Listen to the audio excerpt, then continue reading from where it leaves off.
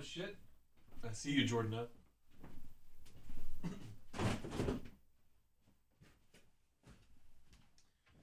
Mm. Mm. Oh, it's that time. All right. Oh, wait, if I got this I got the shirt on inside out. Fuck me. Hold up. Let me sort this.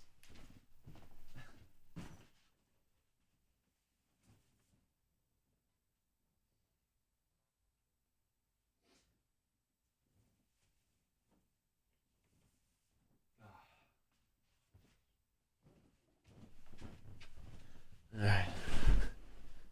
Wait, now I'm too fucking cold. Oh, how's the other side of the shirt colder than the first side? What the fuck is going on?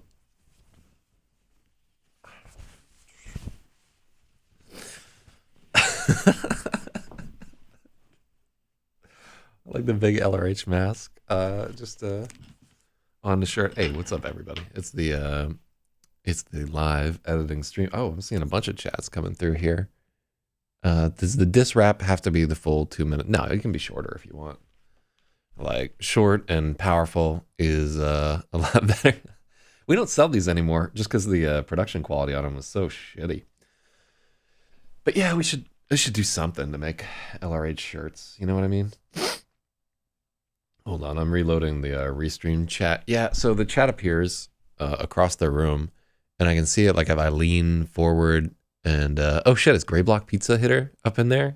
Oh shit, it is indeed. Shout out to Gray Block Pizza Hitter, the JRE Discord. All right, what are we drinking this morning? I have been listening to Dirty, an audiobook for women. Want to know more about that? More about the game. It is interesting. Huh. Red Bull and rolling. All right, so what is this? It's not even Red Bull. Fucking restream chat. You need to load. I gotta see that fucking chat right there. All right, let's turn off the thing that gives us the feedback in our loop, and then we'll try and relaunch the restream chat. Although normally, if that fucking happens, you know what? Let's just fucking let's go straight to the restream chat.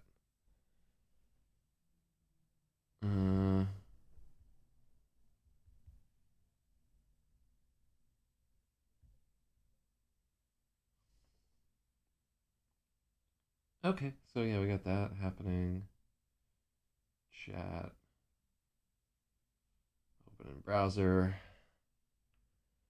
There we go. All right, that fixed that. So I don't have to.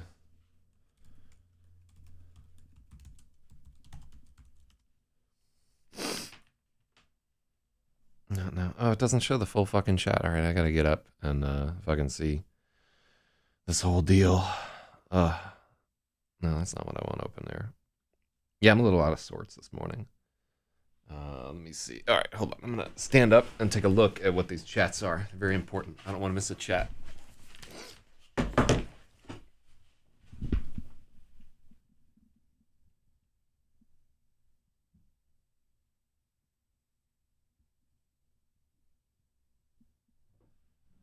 Okay.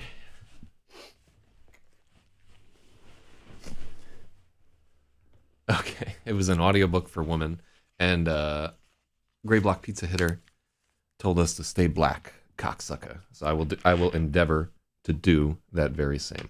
I think it's a good idea to stay black at all times. All right. Oh, I forgot to make the LRH chat gigantic, so we're not going to be able to hear from Dwayne because he won't. That's probably for the better. I shouldn't be paying attention to LRH chat while we're editing here.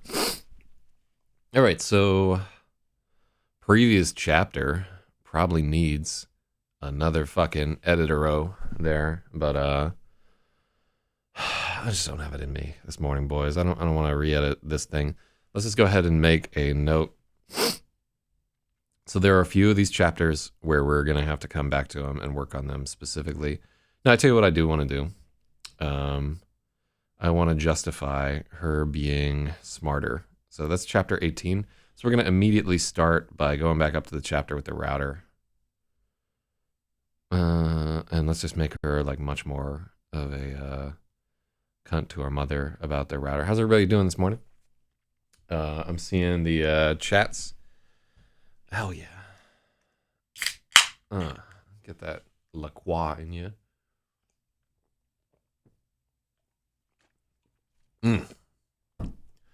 Boys, I got a thirst that only blood can slake. Now, what are we drinking tonight? It is a triple jack nitro cold brew coffee fortified with espresso. So I don't know if this is any stronger than regular coffee, honestly. It'll just be real weak. So you got like a fucking grenade tab on this thing. All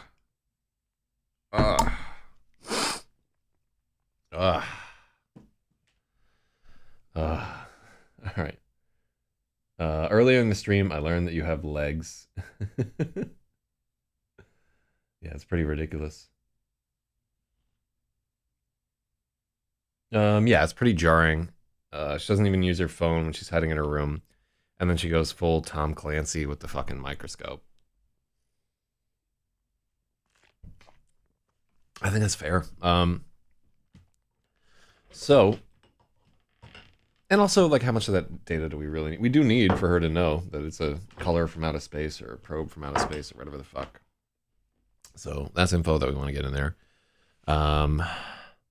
Doesn't even use her phone when she's hiding in her room. Yeah, we need to reconcile those two things. And like the problems with breaking suspension of disbelief are going to be some of the more difficult ones that we have to resolve in the course of this. But it has to happen. You cannot get away with your character like jumping all over the fucking place. So let's go back here. I'm wondering if we can just have her be like kind of cunty about the router. So it'd be this chapter right here, the November the 9th.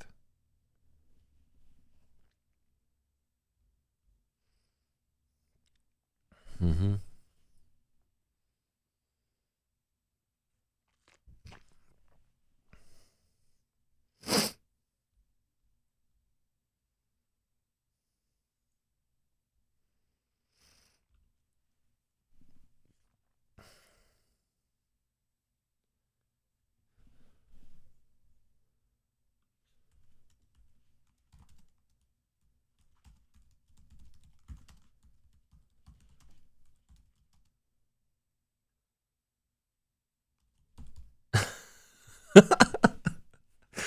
Maybe we can just solve all our problems with Linux.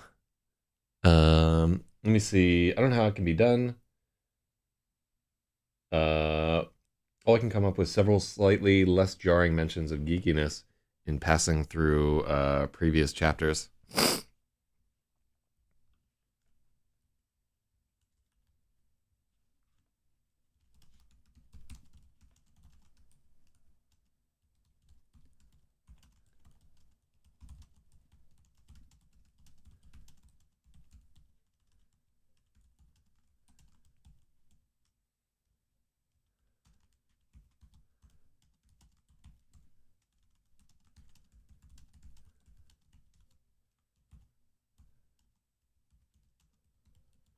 Oh god, do we really need to involve fucking Linus in this thing?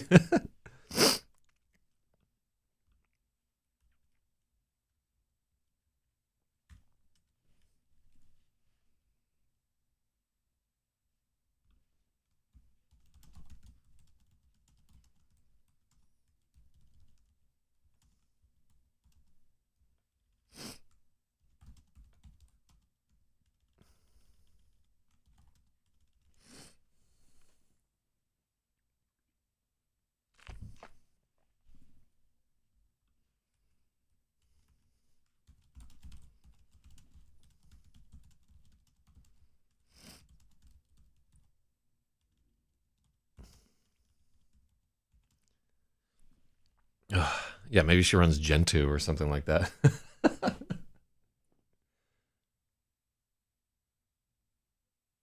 So Freya is too smart and doing too much, which is like a fair criticism. Women just like to be retarded and have things happen to them all the time. Well, I would say that a lot of this book is just her letting things happen to her, and she doesn't have real significant agency for a long time in the novel.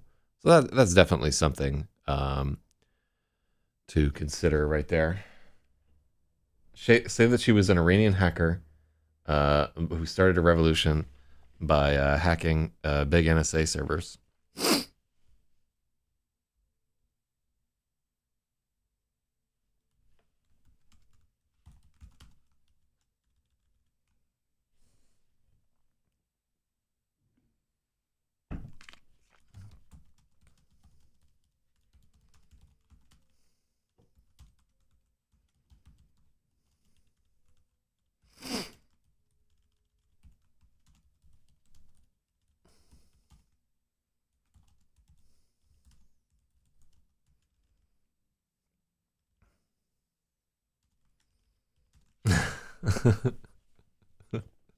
uh, uh, well, let's think about it.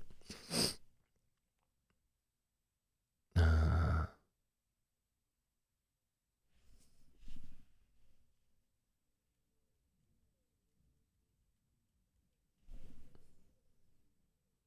hmm.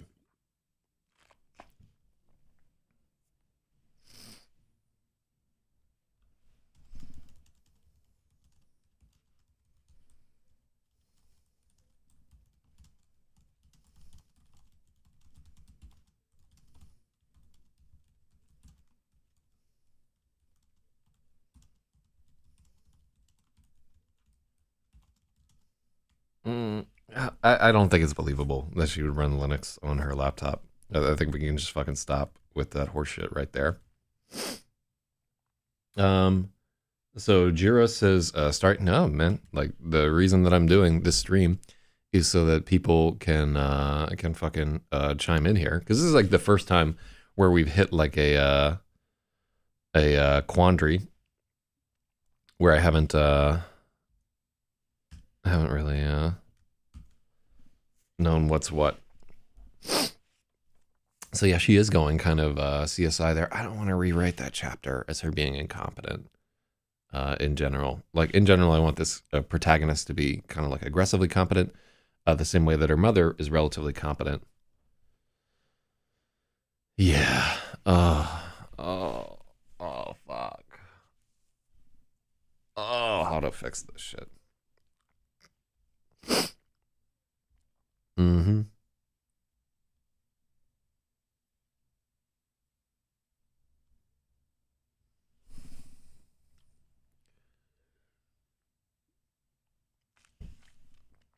Oh.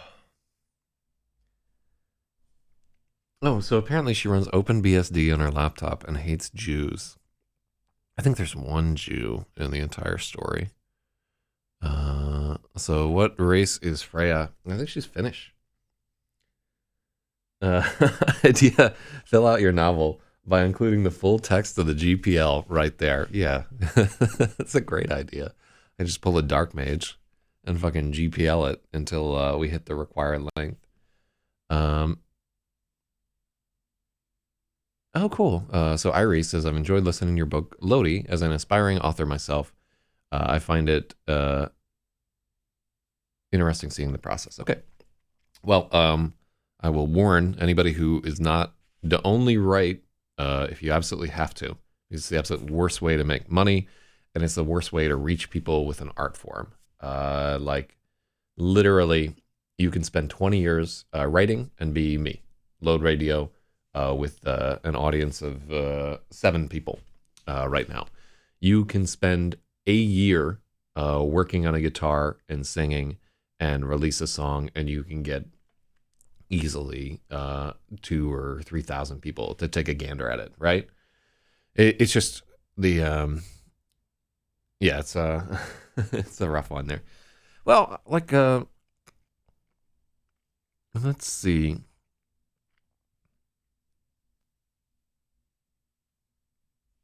Let me see your phone. Da, da, da, da. Hmm.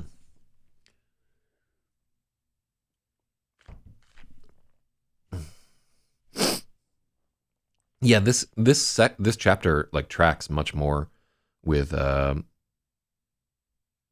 a young woman might go about it there. Right, Turner Diaries 2. Yeah, I don't know. People always so fucking. Or the Turner Diaries 1 was not good.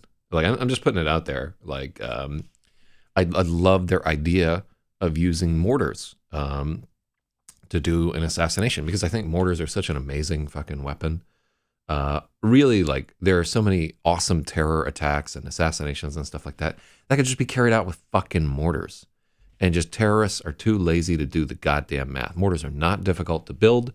It is like a little tough to get like the aiming and angling and everything right there, but they just have so much fucking destructive power.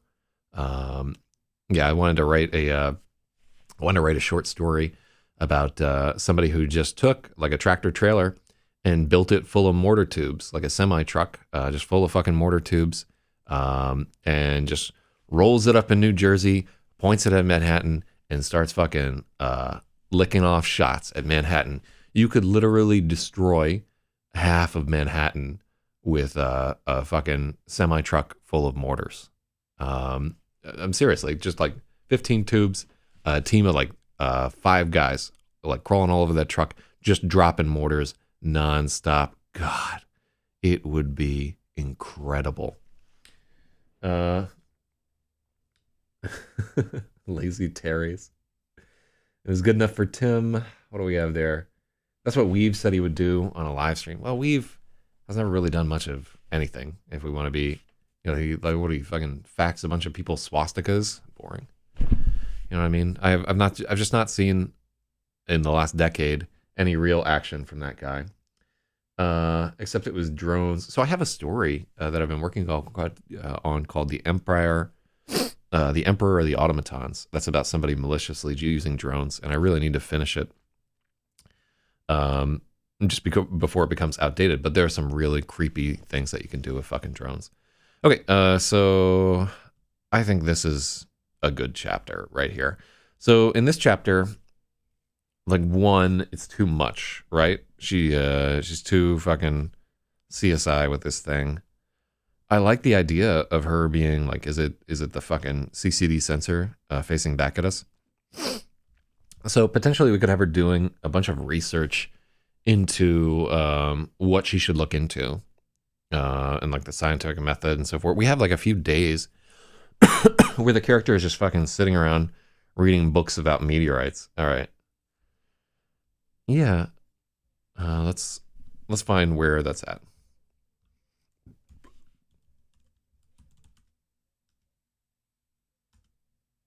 Mm-hmm. Reading. 45 steps.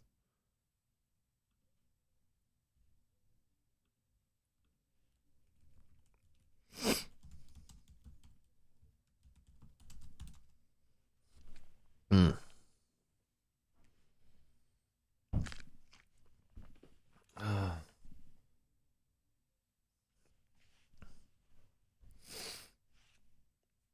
Yeah, just FYI, I just want to clarify for the stream.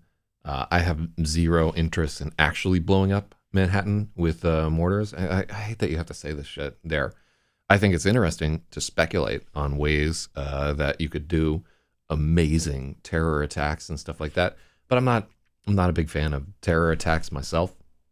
I don't think asymmetrical warfare is a viable long-term strategy. I think it takes too long to get anything fucking done, and that the species will be extinct by the time that these guys achieve their political goals. But I do think it's fun to like speculate, and I don't know. Since we're being watched by the FBI, anyhow, uh, drive your bike into the World Trade Center. Since we're being watched by the FBI, anyhow, maybe we'll give them some ideas about things that they need to shore up or whatever.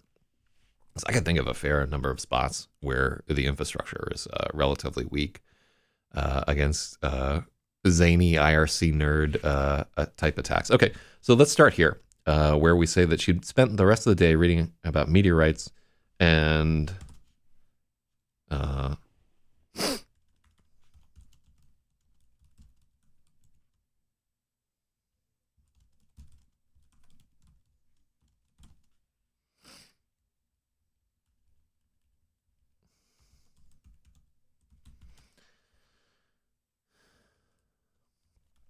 Okay.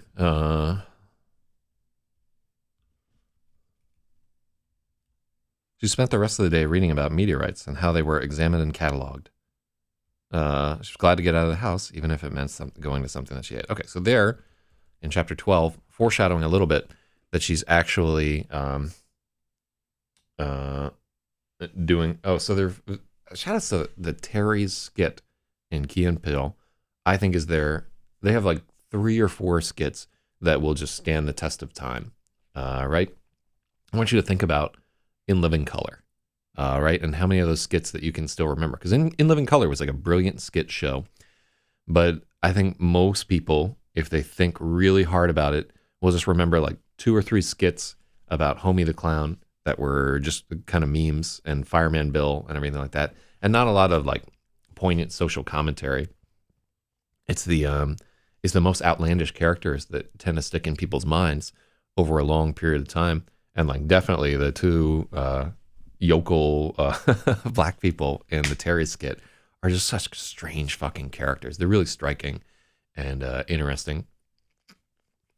But I think in terms of Key and Peele, my top 3 sketches by those guys are the Terry's one. That's definitely my favorite by a long shot. I like Negro Town. I think it's fantastic, especially the end where it's like, I thought I was going to Negro Town. It's like, oh, you are. I like fantastic.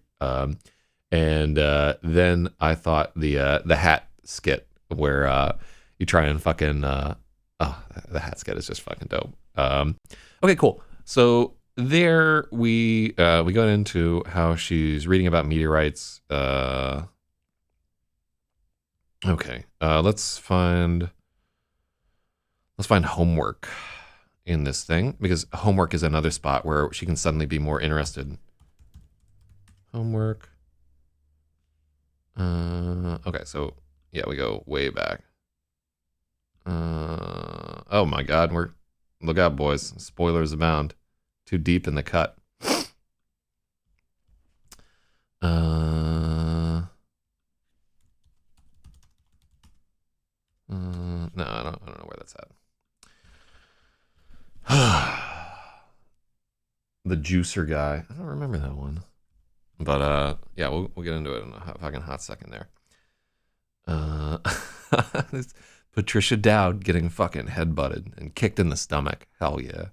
I love that fight. Although I'll probably get accused of being racist because like literally the only, I don't know, maybe the Dowds are white. It's a sub-Saharan African name for the most part. So originally the Malcolm Lewis and Tammy Dowd.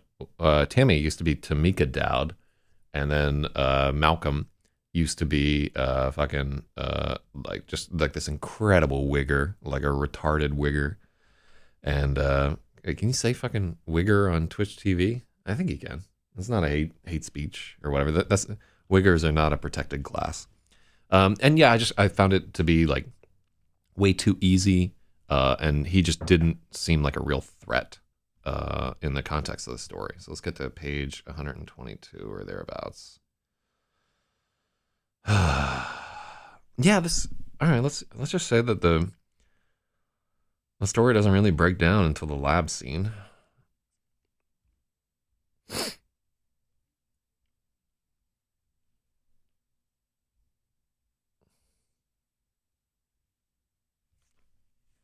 Yeah, I think we have to have it's not enough to just have like one-off line over there.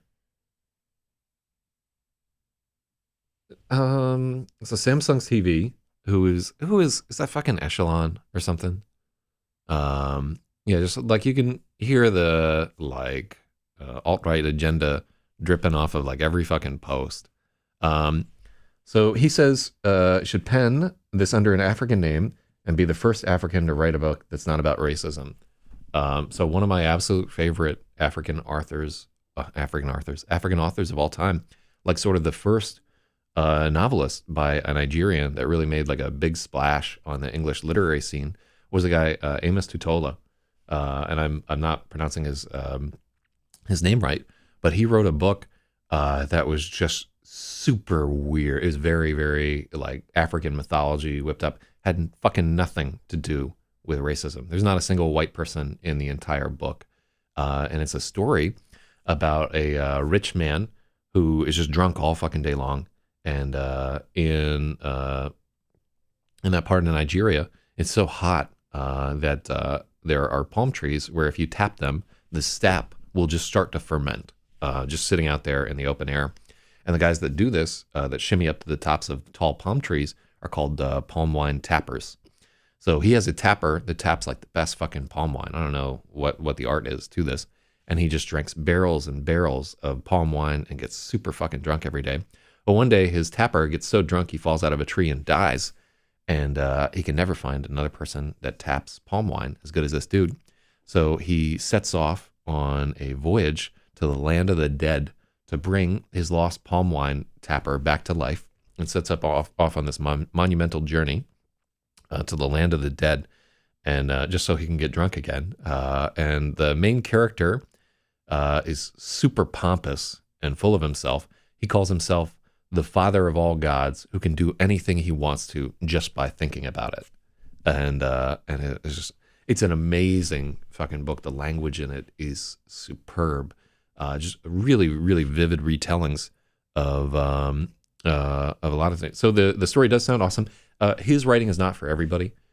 You have to like really be into weird language, and but I fucking love it. I reread that book like once or twice every few years, and like I want to at some point go to Nigeria and rip off a bunch of their legends. So he's an Oruba, and the Oruba people were like some of the big storytellers in this religion called Ifa, and Ifa was one of the dominant religions that in the diaspora later became like voodoo and Santeria, and there are a lot of their legends have made their way into places like Jamaica and the Dominican Republic, and just everywhere that slaves were taken, they brought little kernels of Ifa religion.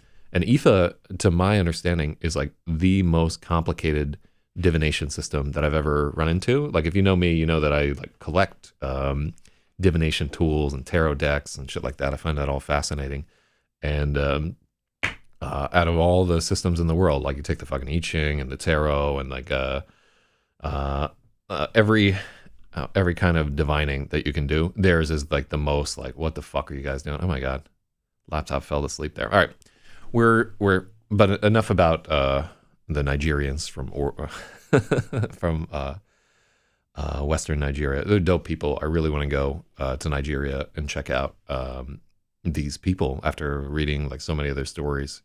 But yeah, that's probably not where we expected to go there. But yeah, just FYI, the first really big literary splash had zero to do with racism. It was just about awesome fucking stories about traveling into the bush and fighting like the weirdest fucking. I've like played Dungeons and Dragons my whole life, and I have never encountered like monsters and scenarios as like crazy and imaginative as this guy has got. It's really dope. There's sort of like a whole body of work that was inspired by this guy. Like recently, what is this, like Red Wolf, Black Leopard, or whatever? I was trying to read that, where a Jamaican author was trying to channel the same energy, and he couldn't quite pull it off, but he still had some neat shit in there. Anyhow, stop it. It's all in your mind. The nausea. Where can we justify this?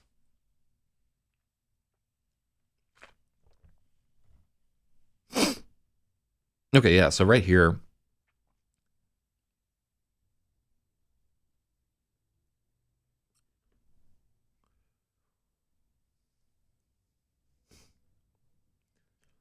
Yeah, so here she does some things that only a computer person would fucking do, right? Only a computer person is gonna like just be like, label, fuck that, and then just zap into there.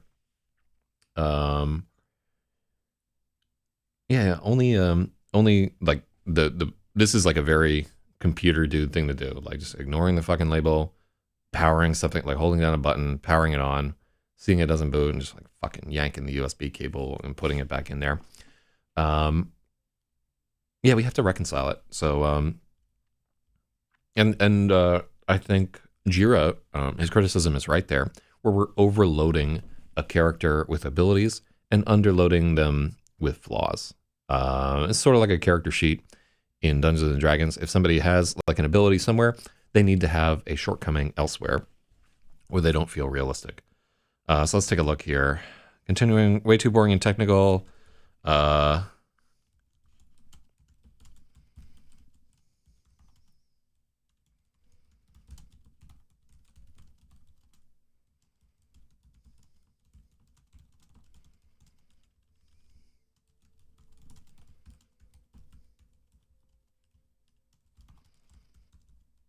yeah, so I'm going to put a pin in this chapter. I'm not going to be able to fix this here.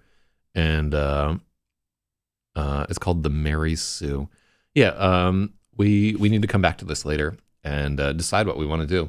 I like the direction of moving her as being slightly more like autistic, a neurotypical, whatever the fuck you want to call it there, because it fits with her getting picked on, right? Um, and that could bleed into, so she's meant to be fairly good at music. We could just make her. We just probably need to make her much weaker socially. Let me see there.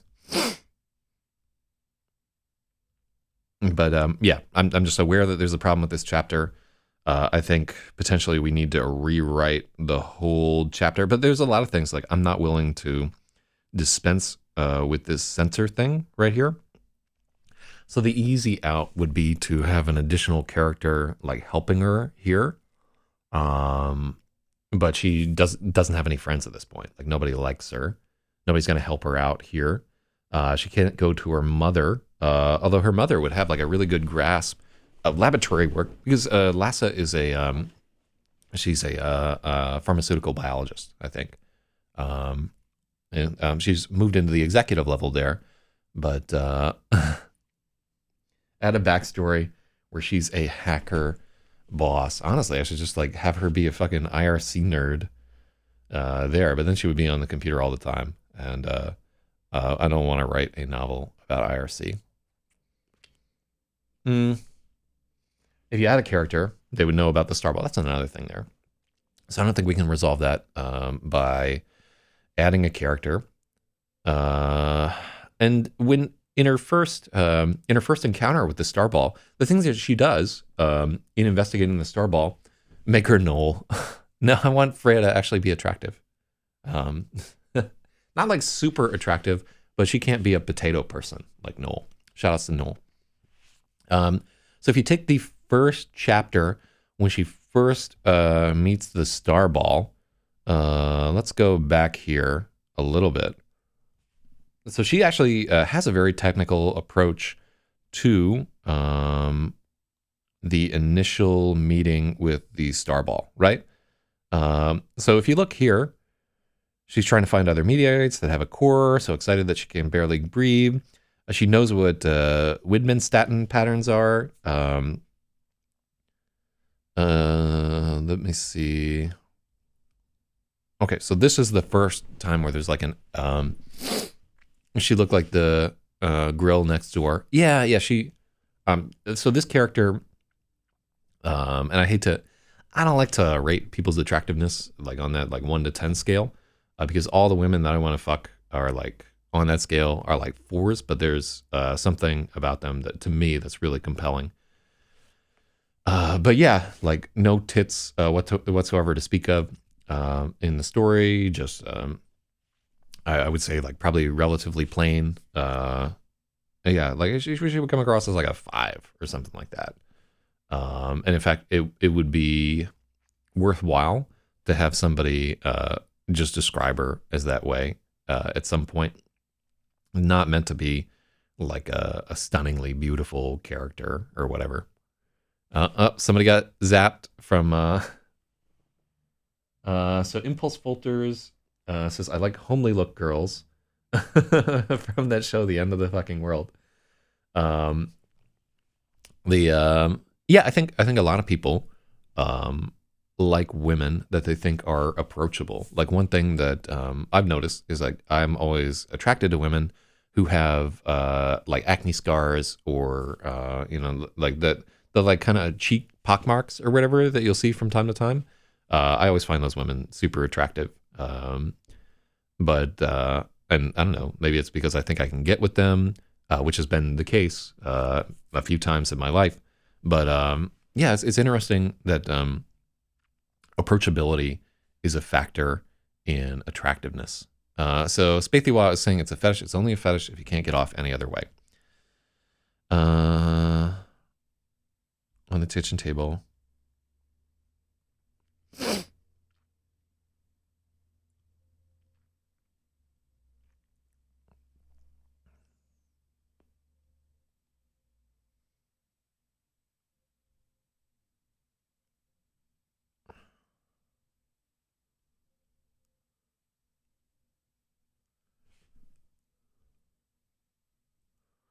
Okay, so that's there. She actually does like some in this chapter. She does some like relatively decent measuring, right? And that's where she's.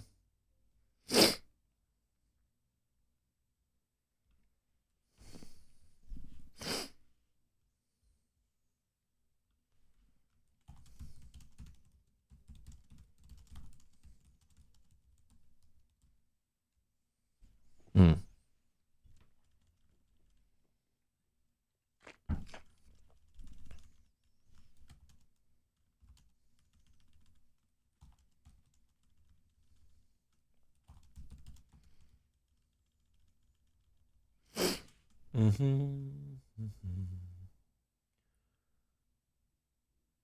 Suddenly, a drunk man shows up, calls her a punk, and prays for her. Nice, nice. Yeah, like we'll have Dwayne make a cameo in this story. Yeah, honestly, like if you, anybody that is doing significant edits, I'll try to write you into the story somewhere if you're contributing. So then she took the kitchen scale and weighed it, 1.96 kilograms. Uh,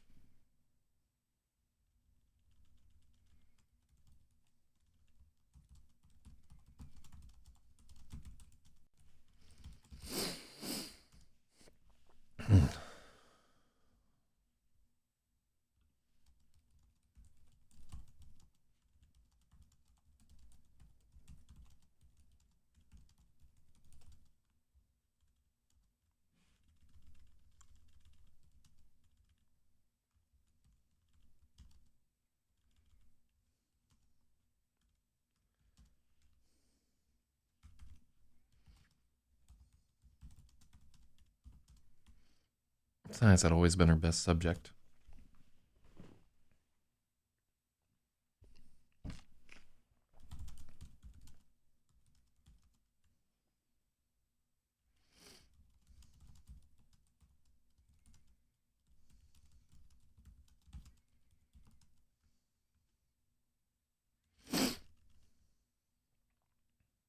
So right now we're drinking Lucky Jack Nitro Cold Brew Coffee Triple Jacks. I think it's cold brew and espresso. And people are wondering if I did a bunch of Coke last night. But if I'm sniffing a lot, it's because my nose is full of mucus.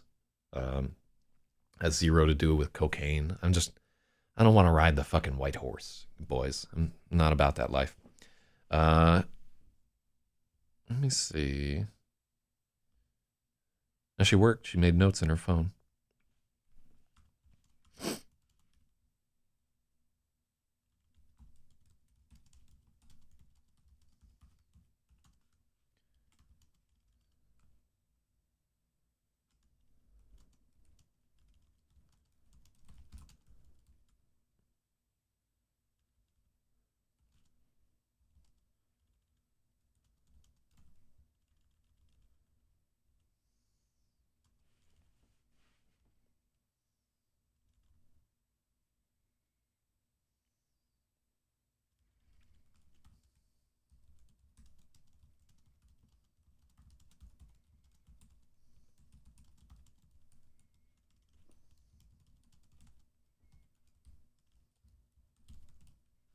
No, that's worse.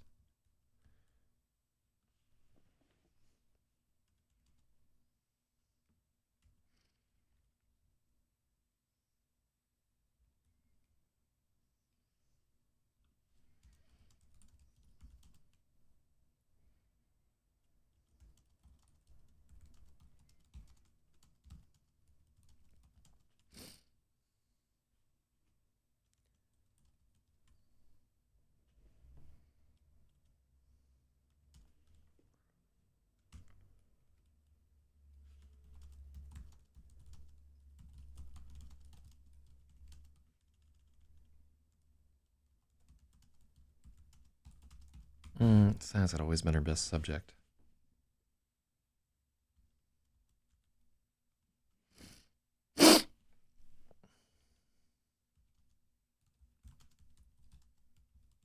Mm-hmm.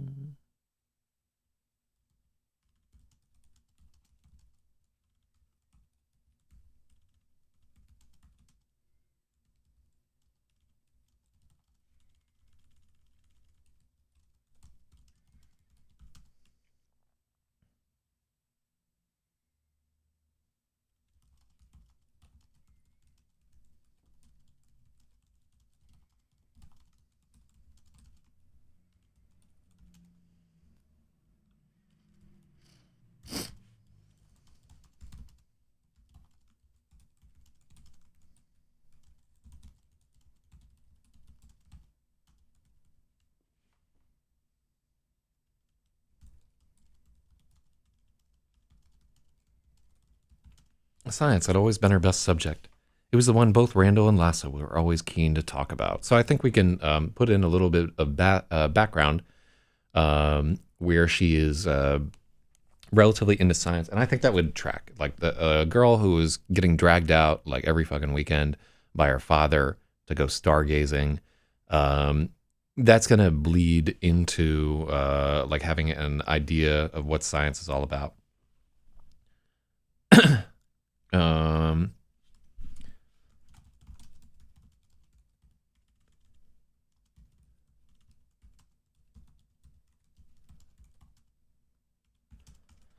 so we need to determine whether how did high school go? Like 1 year was like earth science, 1 year would have been biology, 1 year is like I guess they do physics, and then 1 year is probably chemistry, right?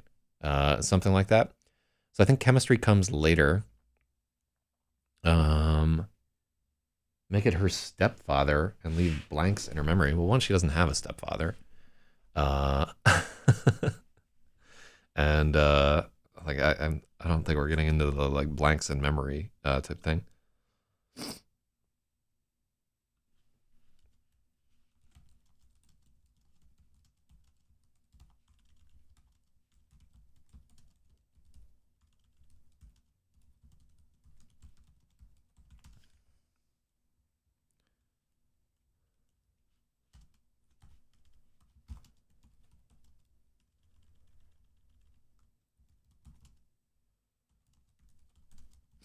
So I think it says that she takes biology in her first thing because she knows who Mr. Forelli is. Uh, uh, I'm gonna make a note to get this straightened out here.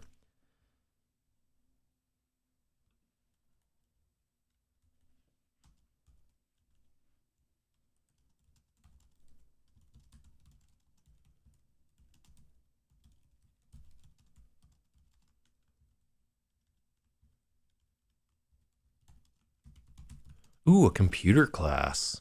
That's a really good idea. Um, Let me see.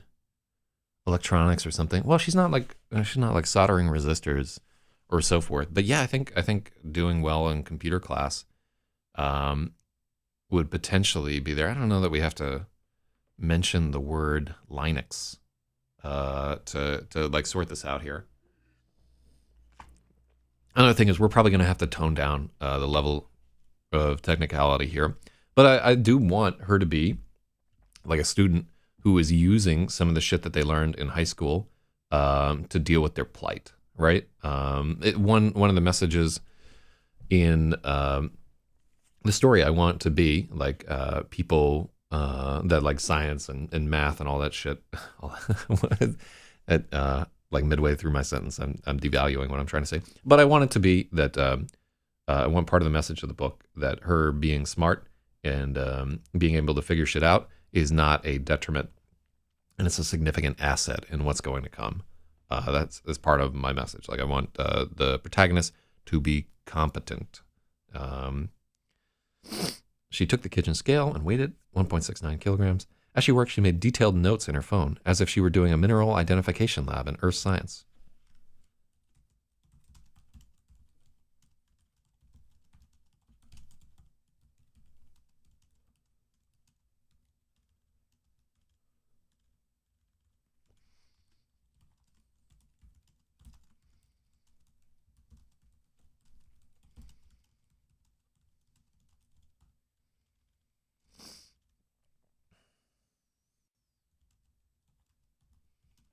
Science had always been Freya's best subject.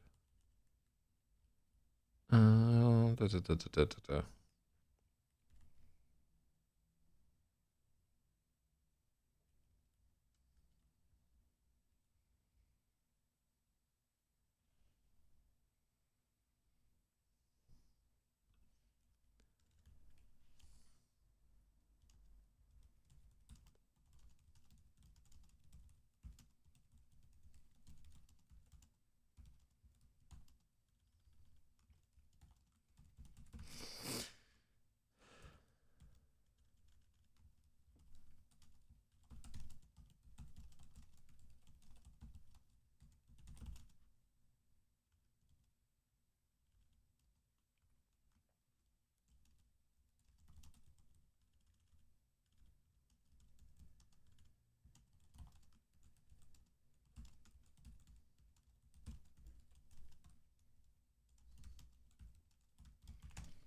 Yeah, Freya's greatest fear is losing the people that she cares about by far, because that's what's already happened. And now that she has lost the two people that she cares about the most, her biggest fear is that there's no reason to go on. That she'll just be trapped in this unending cycle of suffering. So yeah, you would say that her greatest fear is being in hell, essentially, which is where she's at in the storyline right there. And then if she later obtains something to care about in the story, she'll again care about that thing being taken away from her. Right there. Okay, cool. So we add in that science is her best subject right there. And I think a little bit earlier in the story, she has like some. Yeah, let's. So this is the poem section a little bit earlier in the story. Meteorite had to be.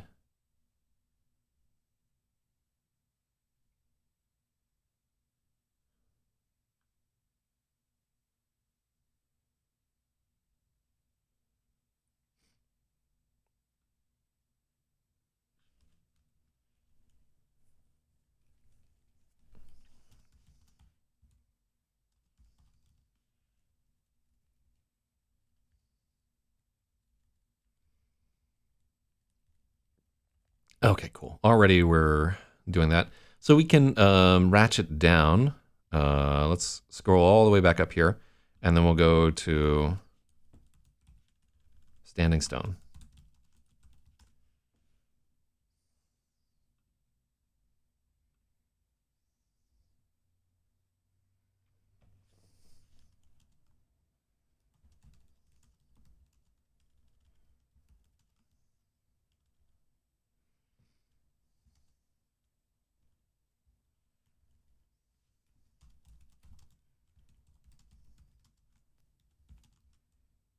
In freshman English, I got a good grade. You can tell.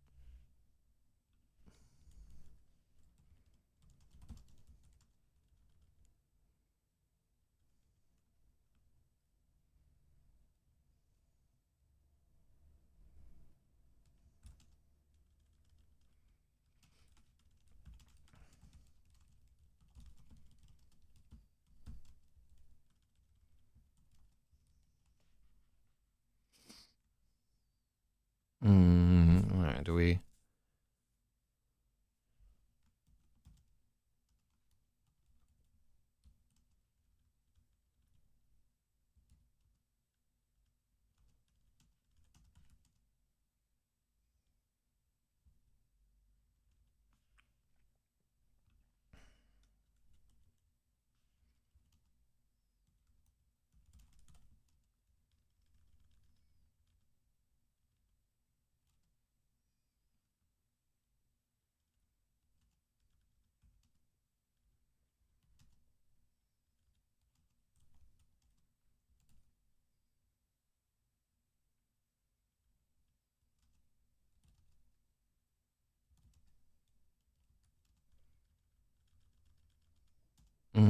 Let me see.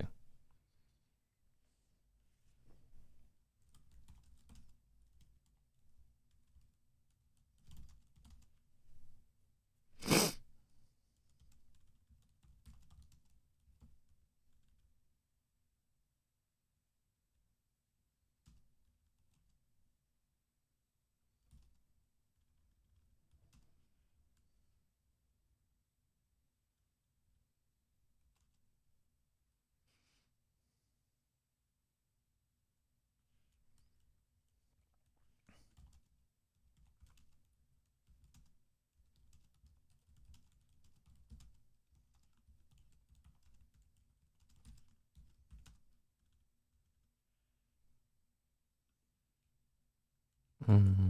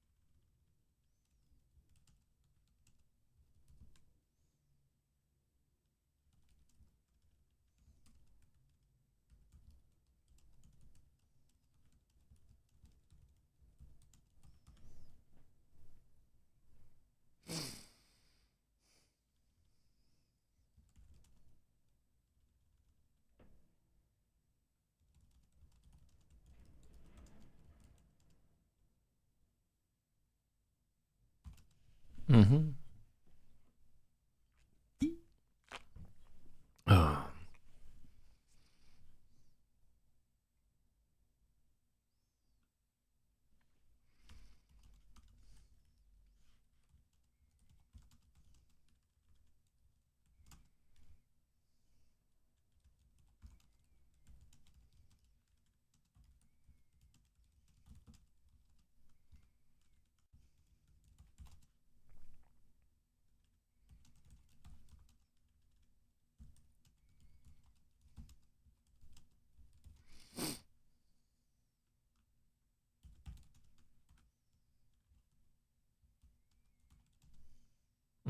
No, this is so fucking convoluted trying to make this work here.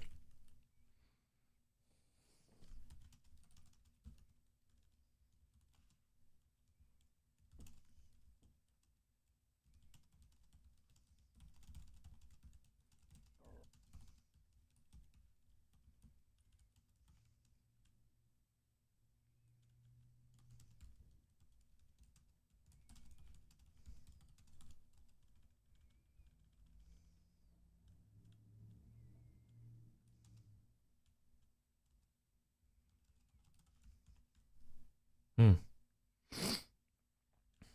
Mm.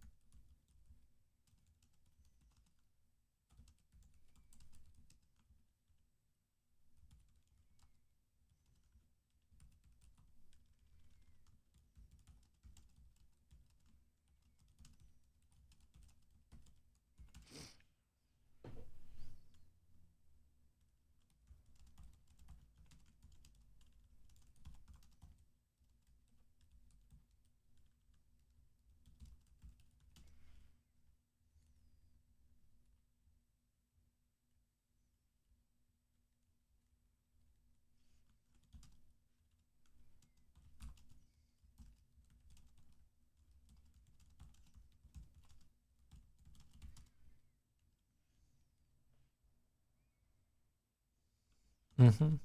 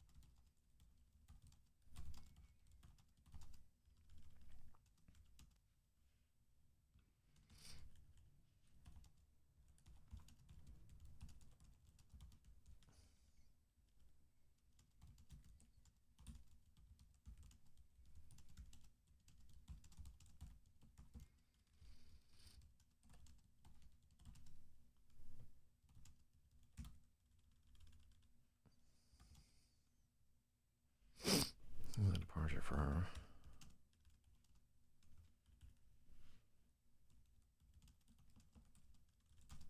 What was the departure for her?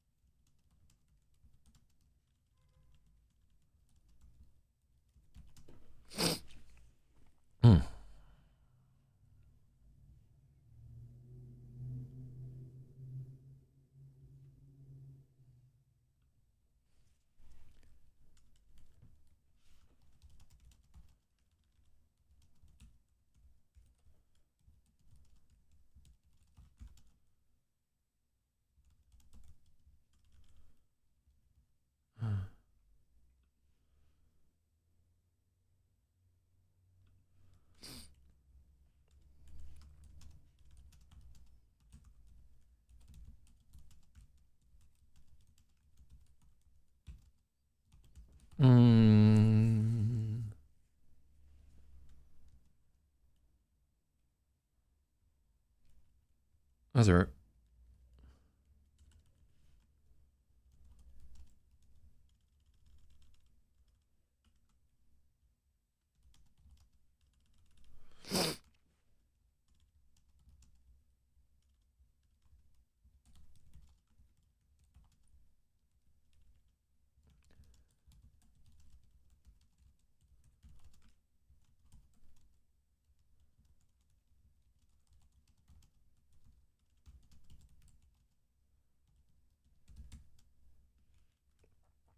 God. Yeah, sorry that this is just getting the wording on this right. Entitled The Flock. It was a departure for her. English wasn't really her class. Usually she did what was required, but not much more. But not much more than that.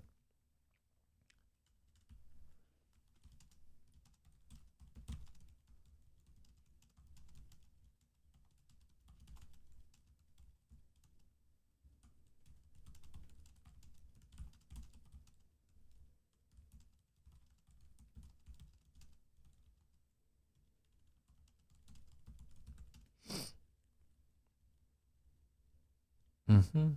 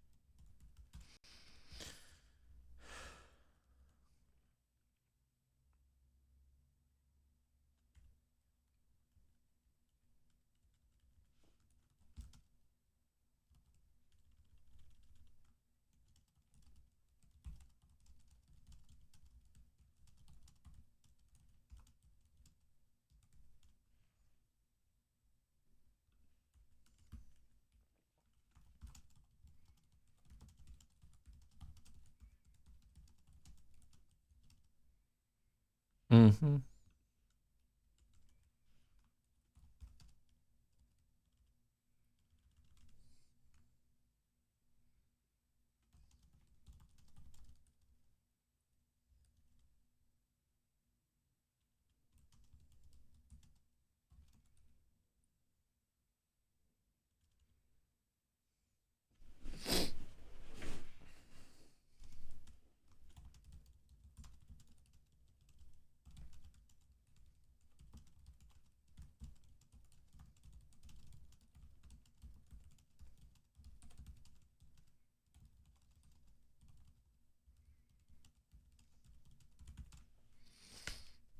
Mm-hmm. Mm-hmm.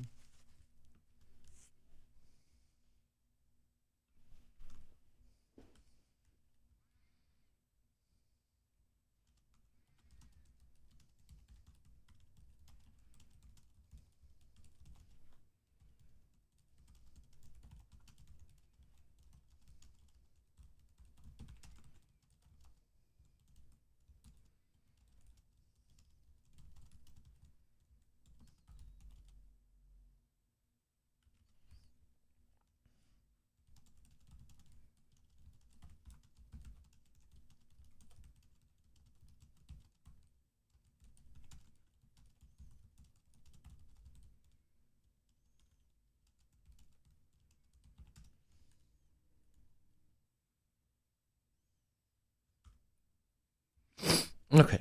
Is this an improvement? For a freshman English winter semester final project, Freya wrote a poem about the Quiet Girls entitled The Flock. It was a departure for her. English wasn't really her class. Usually she did what was required, but not much more than that. But it had been important to her to get this right.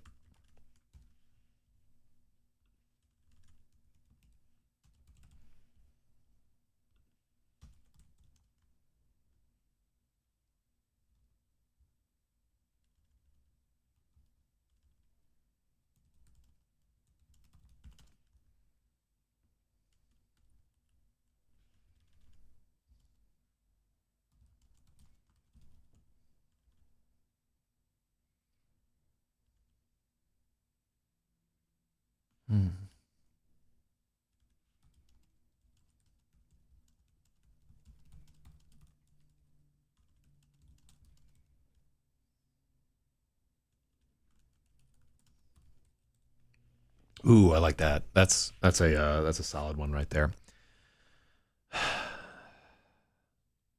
For a freshman English winter for her freshman English winter semester final project, Freya wrote a poem about the quiet girls entitled "The Flock." It was a departure for her. English wasn't really her class. Usually she did what was required, but not much more than that. It had been important to her to get this poem right.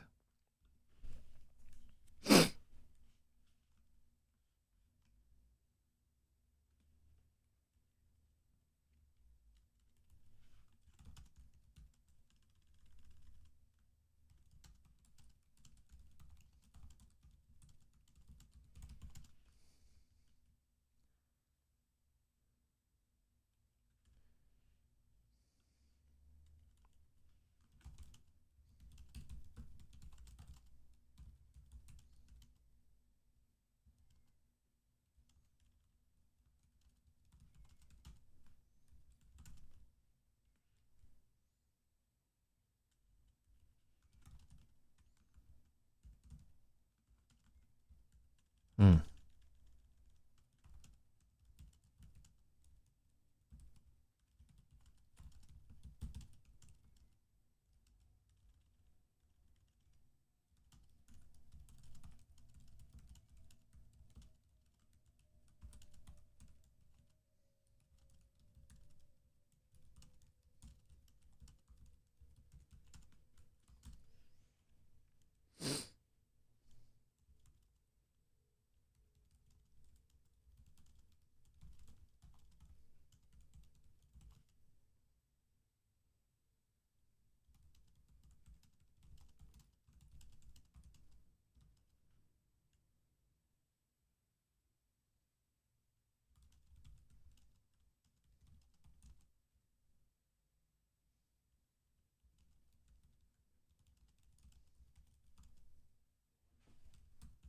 Agonizing over. Yeah, I feel like I spent about 2 weeks toying with this fucking paragraph, agonizing over every word.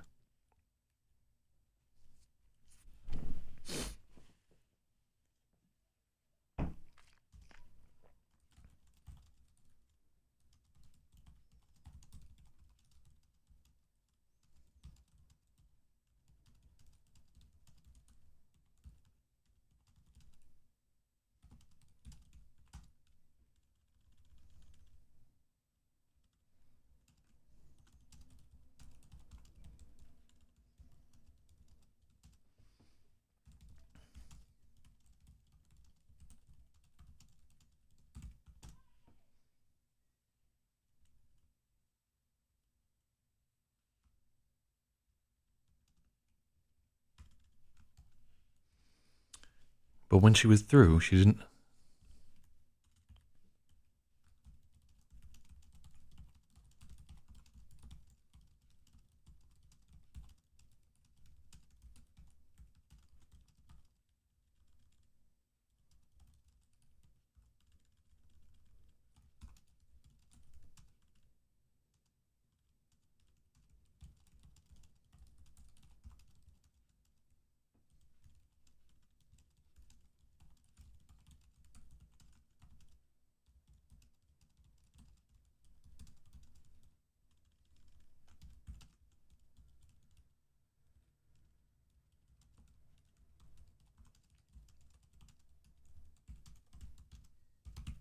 Oh, I love this. Oh, this is now I feel like this is an improvement. For her freshman English winter semester final project, Freya wrote a poem about the quiet girls entitled "The Flock." It was a departure for her. English wasn't really her class. Usually she did what was required, but not much more than that. The poem felt different. She needed to express how it felt to live in Lasse's shadow. She wanted. Uh,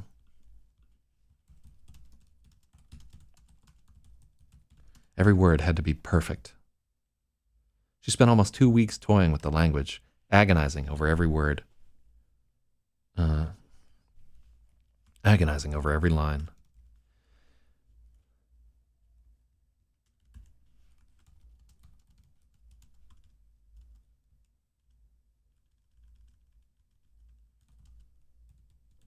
When she finished, she didn't even want to turn it in. It was too personal.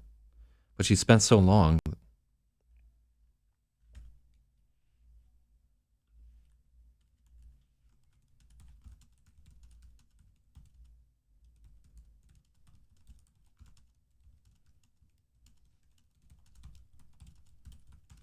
She turned it in and prayed Mr. Rutteridge wouldn't make a big deal about it.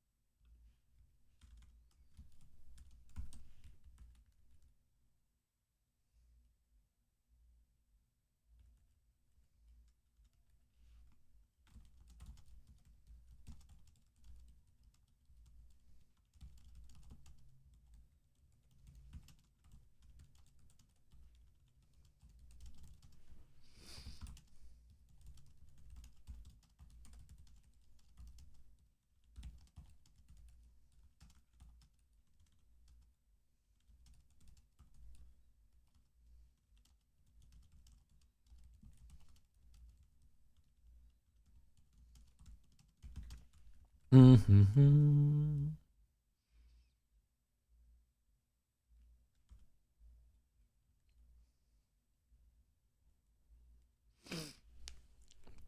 Okay, so timescale wise, 3 months is like a very rapid turnaround for a poem, but sometimes shit like that can happen. The editors just pick it up and slot it right in.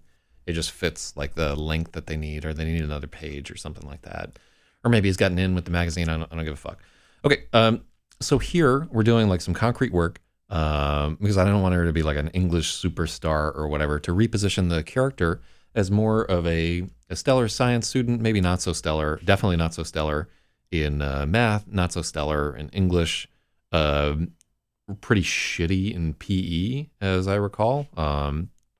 Yeah, and yeah, she should be like getting a solid C in PE or something like that. Okay, so for freshman English winter semester final project, Freya wrote a poem about the Quiet Girls entitled "The Flock." It was a departure for her. Um, English wasn't really her class. Yeah, English wasn't really her subject. Usually she did what was required, but not much more than that. The poem felt very different. The poem felt different. She needed to express how it felt to live in Lasse's shadow. Every word had to be perfect. She spent almost 2 weeks toying with the language, agonizing over every line. When she finished, she didn't even want to turn it in. It was too personal. But she spent so long tinkering, there wasn't enough time to come up with anything else. She turned it in and prayed Mr. Rutteridge wouldn't make a big deal about it. Of course he did. He singled her out for praise in front of the whole class. She had to stand in front of everyone and read it with her cheeks burning, wishing she'd just taken the F. When the class was over, Mr. Rutteridge took her aside and asked for permission to submit the piece to a poetry journal. Freya's first impulse was to refuse. Obviously, it wasn't good enough to get published. Then she realized he was just trying to be encouraging. This was the first time. This was the first time she'd ever really put herself out there in his class. Okay. Then she realized Mr. Rutteridge was just trying to be encouraging. This was the first time she'd ever really put herself out there in his class. She said yes, just to be nice, and forgot about it. 3 months later, he brought her a tiny gray booklet published by the University of Maine. On page 33 of Standing Stone was The Flock by Freya Jokla, Grayson High School. She'd been afraid her friends would realize the poem was about them and be angry, but few of them even read it. The ones who bothered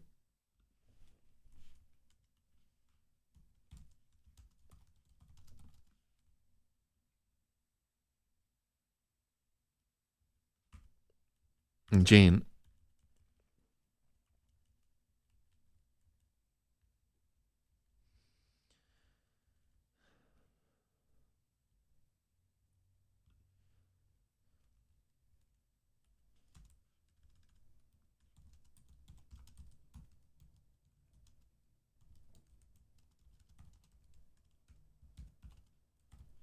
Jane didn't recognize herself in the poem. She thought the flock was about other girls. Only Betty really got it. She was Freya's favorite, and the only reason Freya could hold it together.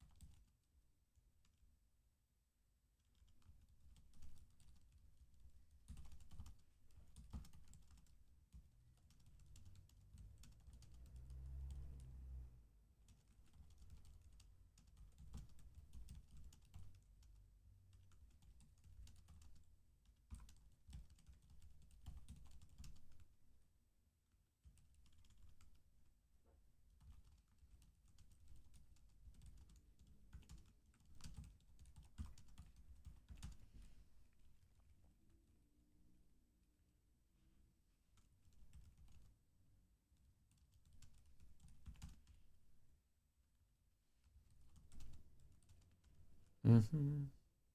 Not enough dicks in this story. Oh, there's plenty of dick later on. Trust me. Yeah, this shit is all really girly at this point here, but we're building to something. We're like putting down a foundation so that I can do all the crazy fucked up shit that I want to in this book. Um, so yeah, man, like you can't live on a foundation, you know what I'm saying? But if the foundation's not built, everything falls apart.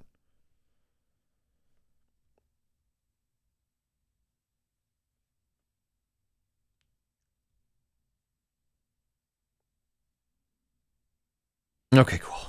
All right, so that's a lot of work to so this is the thing about editing, right? Like it's been smooth sailing right now, but it's when you get into the retconning. Like I've said many times on this podcast that the last 10% of writing a book is harder than the first 90%, and you may start seeing why now because the changes that we make ripple through it. We're like fucking time lords working on this, so every change ripples and enacts other changes. Oh my god! Oh, are we out of? No, we're out of fucking scope on our how far do we have to go to correct? Oh no. Let me see. Where do Starball there? Yeah, and when you edit a chapter too, if you want your every chapter has to begin on a new page, manuscript wise.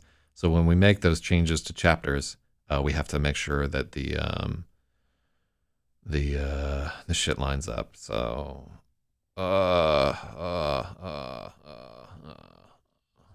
uh, I don't remember what chapter I was just editing there. This is the work, gentlemen. Shout out to McNulty.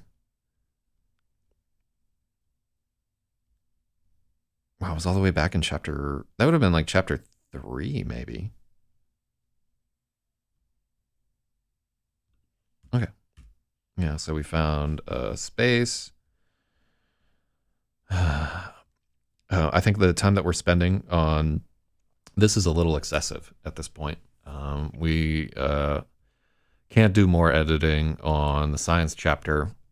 We need to power through to the next chapter. Okay, so that should set our page numbering back to correct.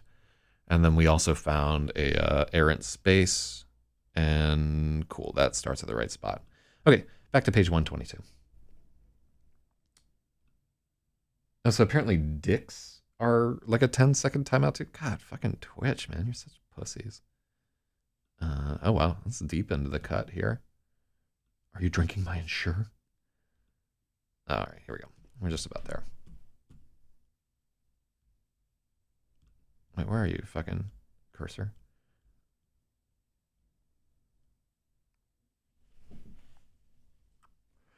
Okay. So again, we have to do that chapter. I think if we just tone down some of the stuff in this chapter about like CSI shit, then now that we've established her more as like a tech person, and I think we do have to go back and edit the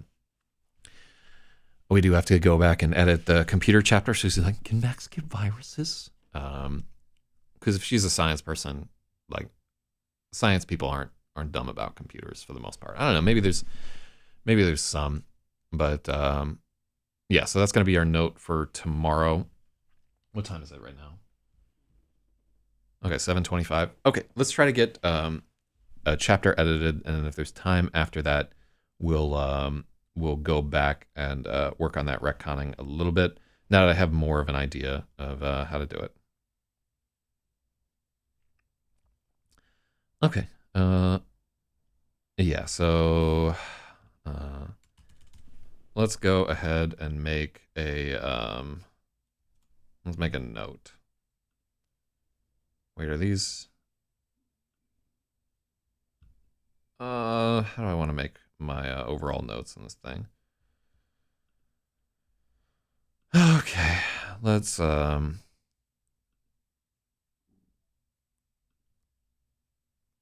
right, let's just make a note on chapter 19, I guess.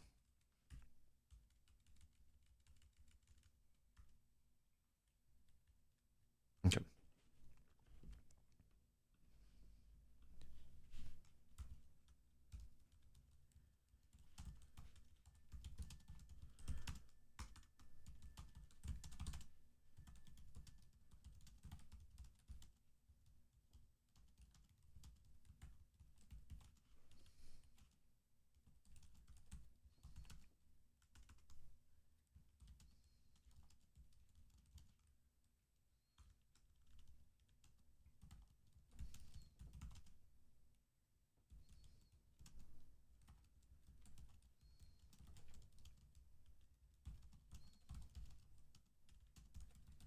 Okay, done.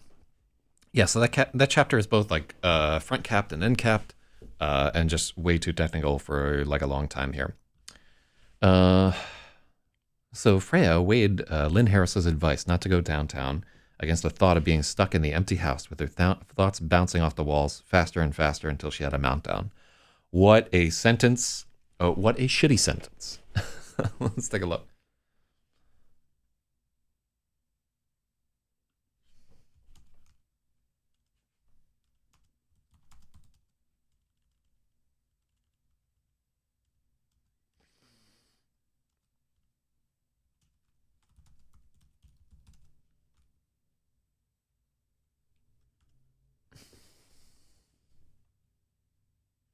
I think we can just.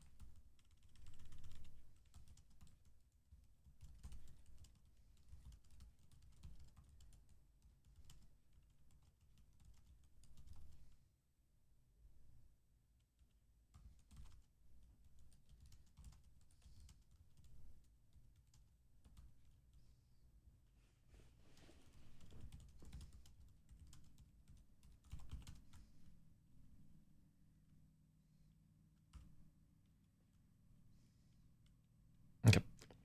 I'm gonna take a pause for a couple minutes because my feet are fucking freezing. Yeah, it's like a there's just like a 31 degrees right now in New York, so I'm gonna take a quick pause. Just a sec. Were you at socks?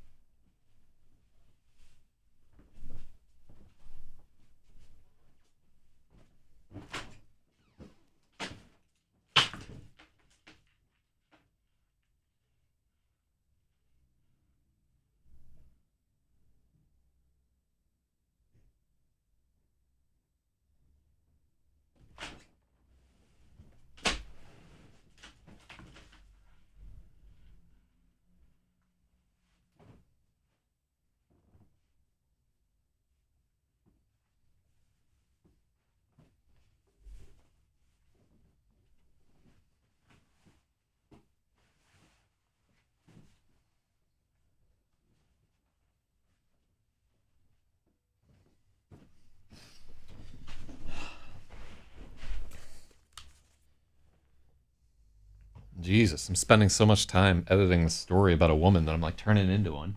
Look at how my feet are freezing. Christ. But yeah, it's fucking cold, and yeah, I just couldn't tough it out, boys. All right, what do we fucking got here? So Canada 420 says, "I love you, Al." I think he means all, and he also says that Dwayne is gay. And then Die for RC rejoins, and that's okay.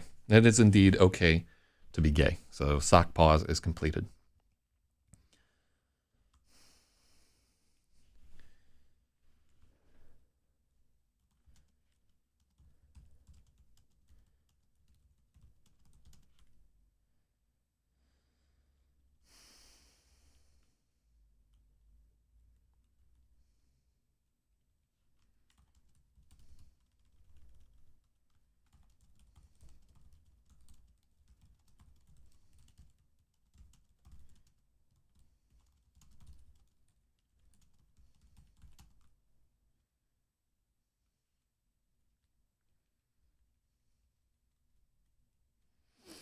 Hmm.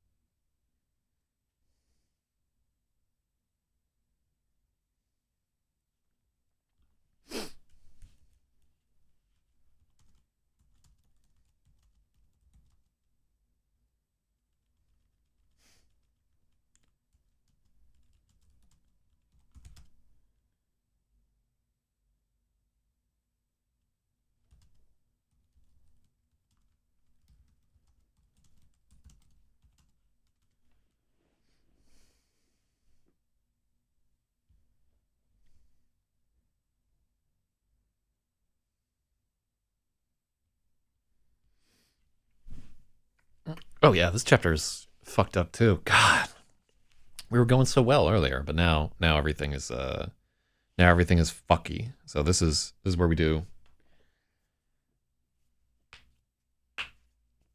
the real hard work of this motherfucker.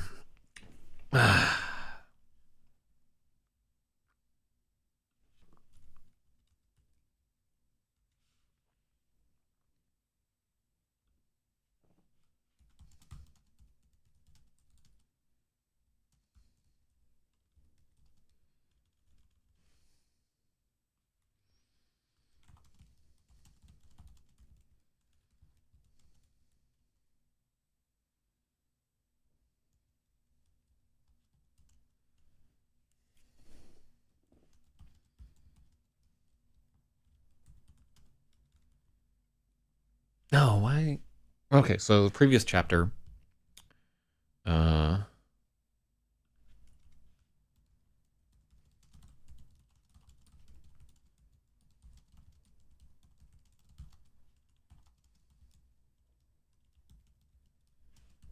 mm-hmm.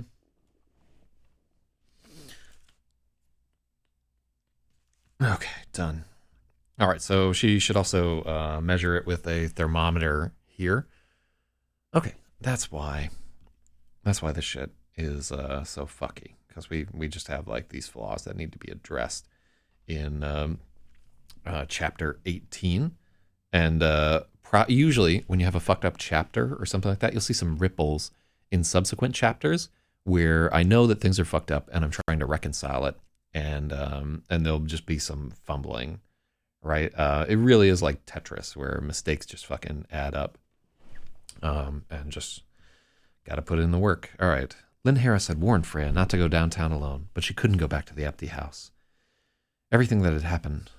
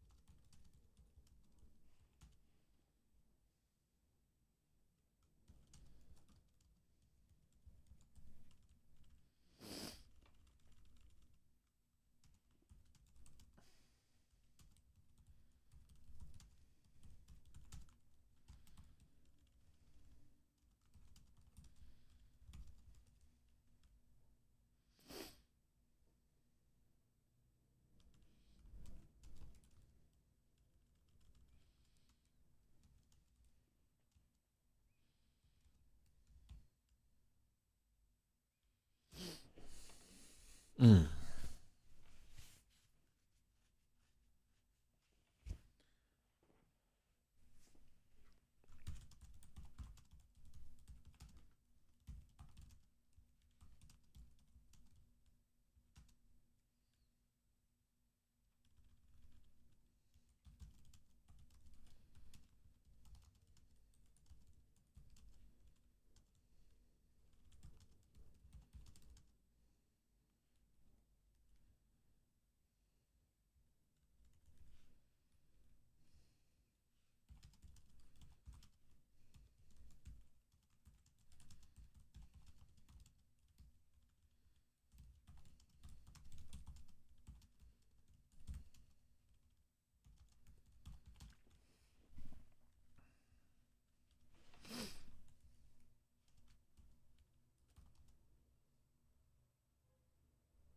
So my first thought would be, is it Russian?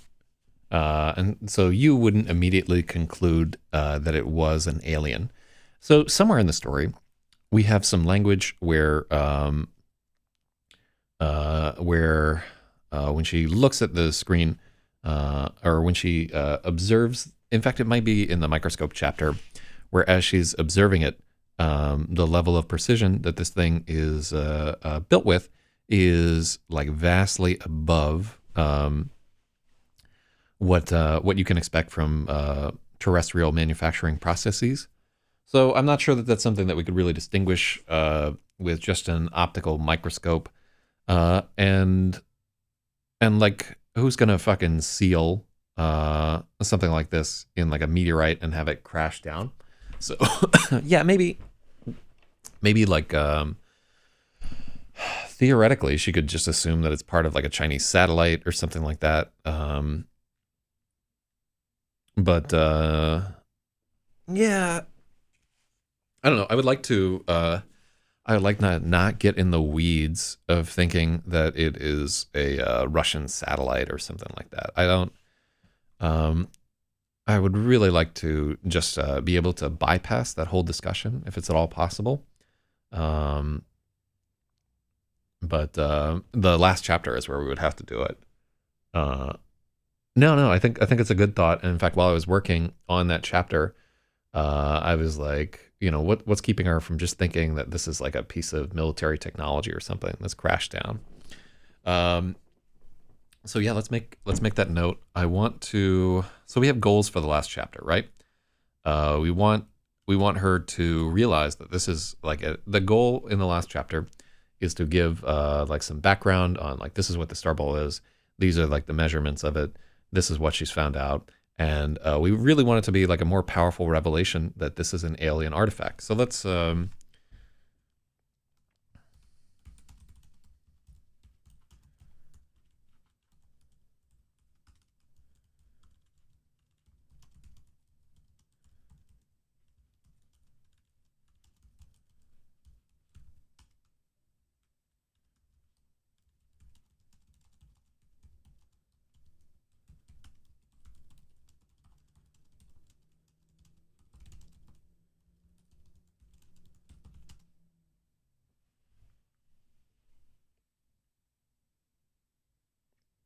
So much lighter than expected, glows unnaturally warm or cold. Well, so we have that it's unnaturally warm all the time, and it's not radioactive.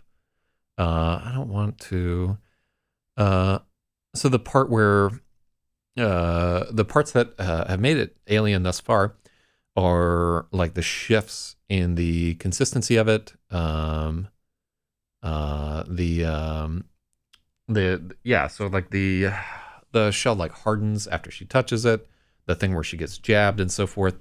Um, so really, yeah, in our previous chapter, we want to go back and just have like all these things stacking up to just leave her with the kind of inescapable conclusion this is an alien artifact, and we want her to buy into that. We want it to be like 100% settled in her mind. Yo, this is an alien thing, because I don't want to dither around with like Russians and shit like that. So yeah, tomorrow is probably just going to be a chapter 18 redux. But for right now, let's try and get through this chapter here.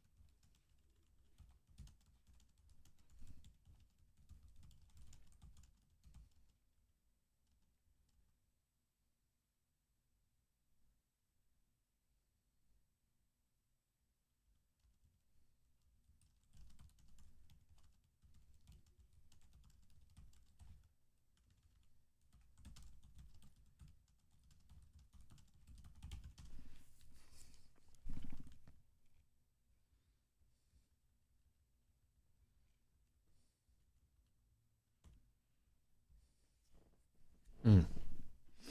Okay, cool. So this is much better. Previously, that chapter just lapsed into some real bullshit where she's not even the impact of like the discovery is not even there in this chapter. Like I haven't read through this chapter, but I have a pretty solid idea of what's happening in it here. And like her immediate thoughts have nothing to do with this discovery. So I'm happy that we're working through this a little bit here. Mm,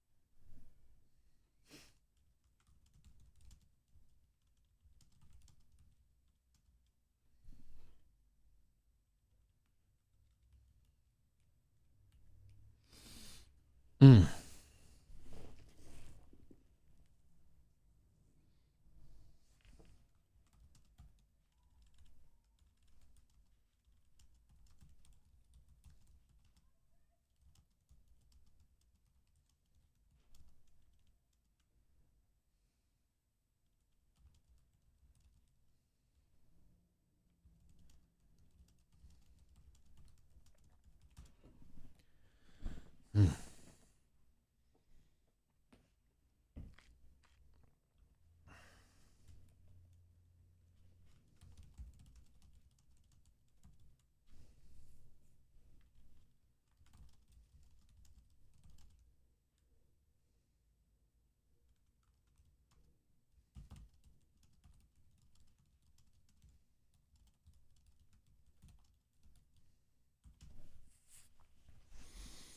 mm,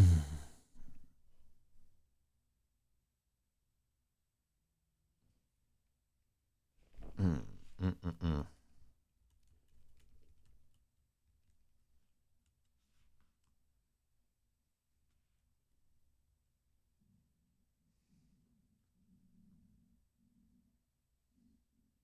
Alien artifacts only want one thing, and it's fucking disgusting. Oh, Jordan, bravo.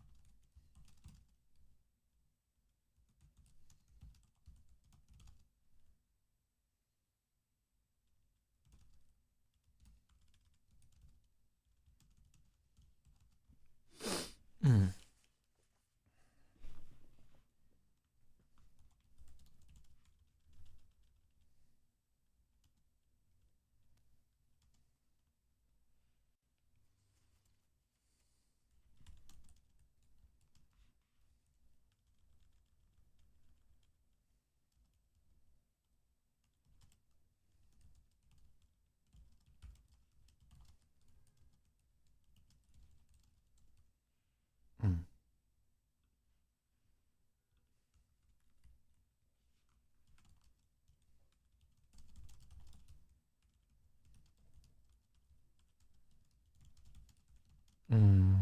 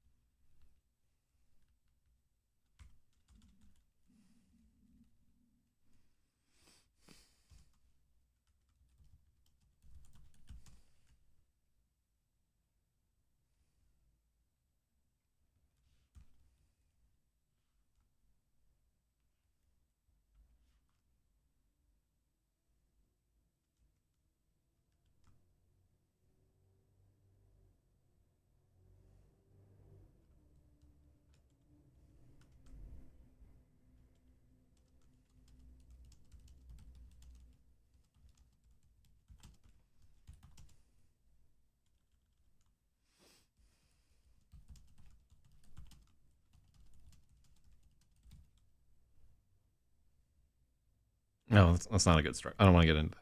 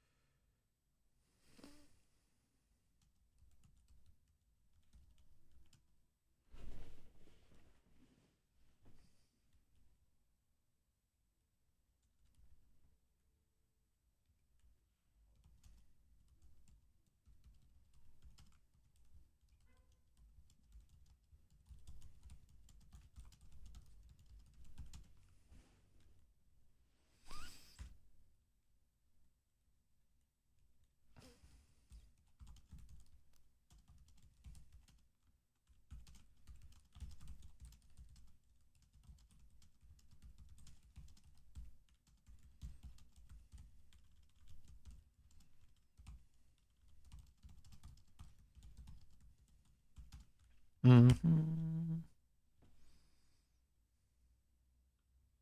There. So we take out that palm, and we add that palm. Good God Almighty. Oh, it was Jira who did the alien artifacts only want one thing, and it's fucking disgusting. Ugh, despicable. All right, we got 1 hour left. Let's get this chapter done, hitters. I'm ready.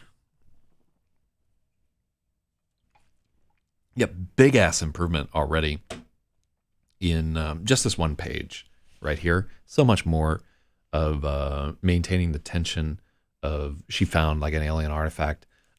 Realistically, like on the verge of having a panic attack right here. Shit, I wish Jordan O was still here. I bet that nigga's had a panic attack before in his life. I'm trying to think. I've dated a bunch of women who have had panic attacks, and like this is a good spot for her to like almost like come apart into a panic. Here, let's find out what the symptoms of a panic attack are.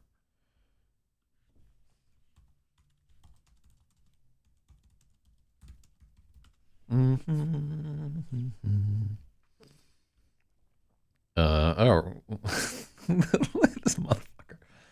Uh, Intense feeling of fear or extreme nervousness brought on abruptly, terror and apprehension without warning and disproportionate to the actual threat or danger. Combination of emotional, cognitive, and physical symptoms. Embarrassed or distraught, sweating, shaking, chest pain, lose control over their body, poop their pants. Idea. She mistakes it for a yoni egg and puts it inside of her. Huh. Well, that's a good idea, Jira. Let's fucking add that in. Shout out to Wheaton Kid, who was on the making fun of Jade Yoni eggs well before anybody else. One of my favorite shit posts by him is I think it's on my Twitter somehow, the other Twitter. But I made a little ASCII image about it. Hit him up there. All right, so heart palpitations, excessive sweating, trembling or shaking, shortness of breath, feeling of choking, nausea or abdominal pain, dizzy, lightheaded or faint, unexpected, situation bound, panic attack, panic disorder, medication, psychotherapy, breathing exercise, progressive muscle relaxation. Oh, that's cool. Progressive muscle relax. I've done this. I gotta try that the next time I'm having a difficult time sleeping. So that's kind of cool. Progressive muscle relaxation. The way I've been taught to do it before is you tense each muscle in your body. You like start at your toes and just tense your toes and then let them go. And then you like twist your ankle and let it go. And then you tense your calves and then let it go. And you can do each muscle like several times, but you sort of work your way up your entire body, isolating a muscle and then tensing it. And it really does, like back when I was deep into meditation, I would do that before attempting to astrally project into another universe. And the shit works. Not the astral projection into another universe, but the progressive muscle relaxation.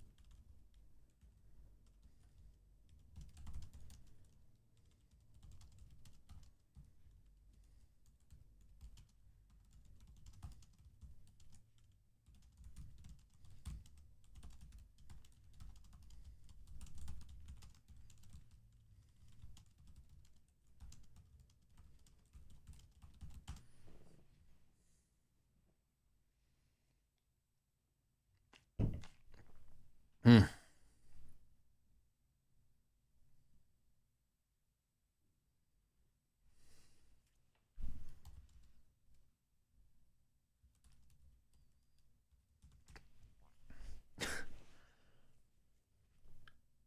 Mm.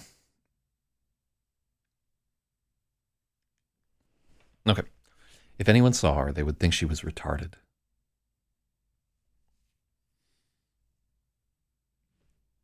Mm. Yeah, that's a shaky word choice right there.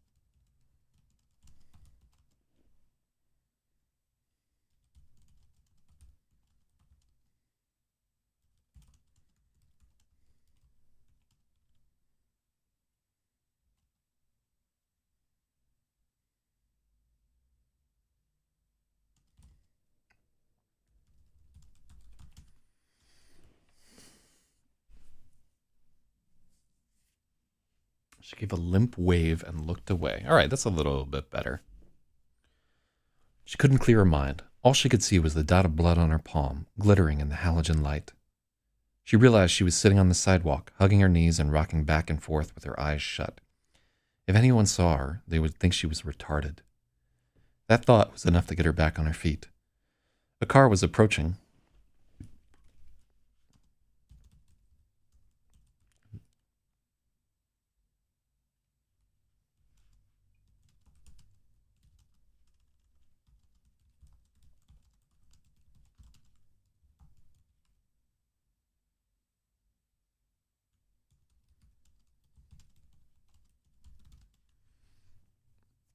Hmm.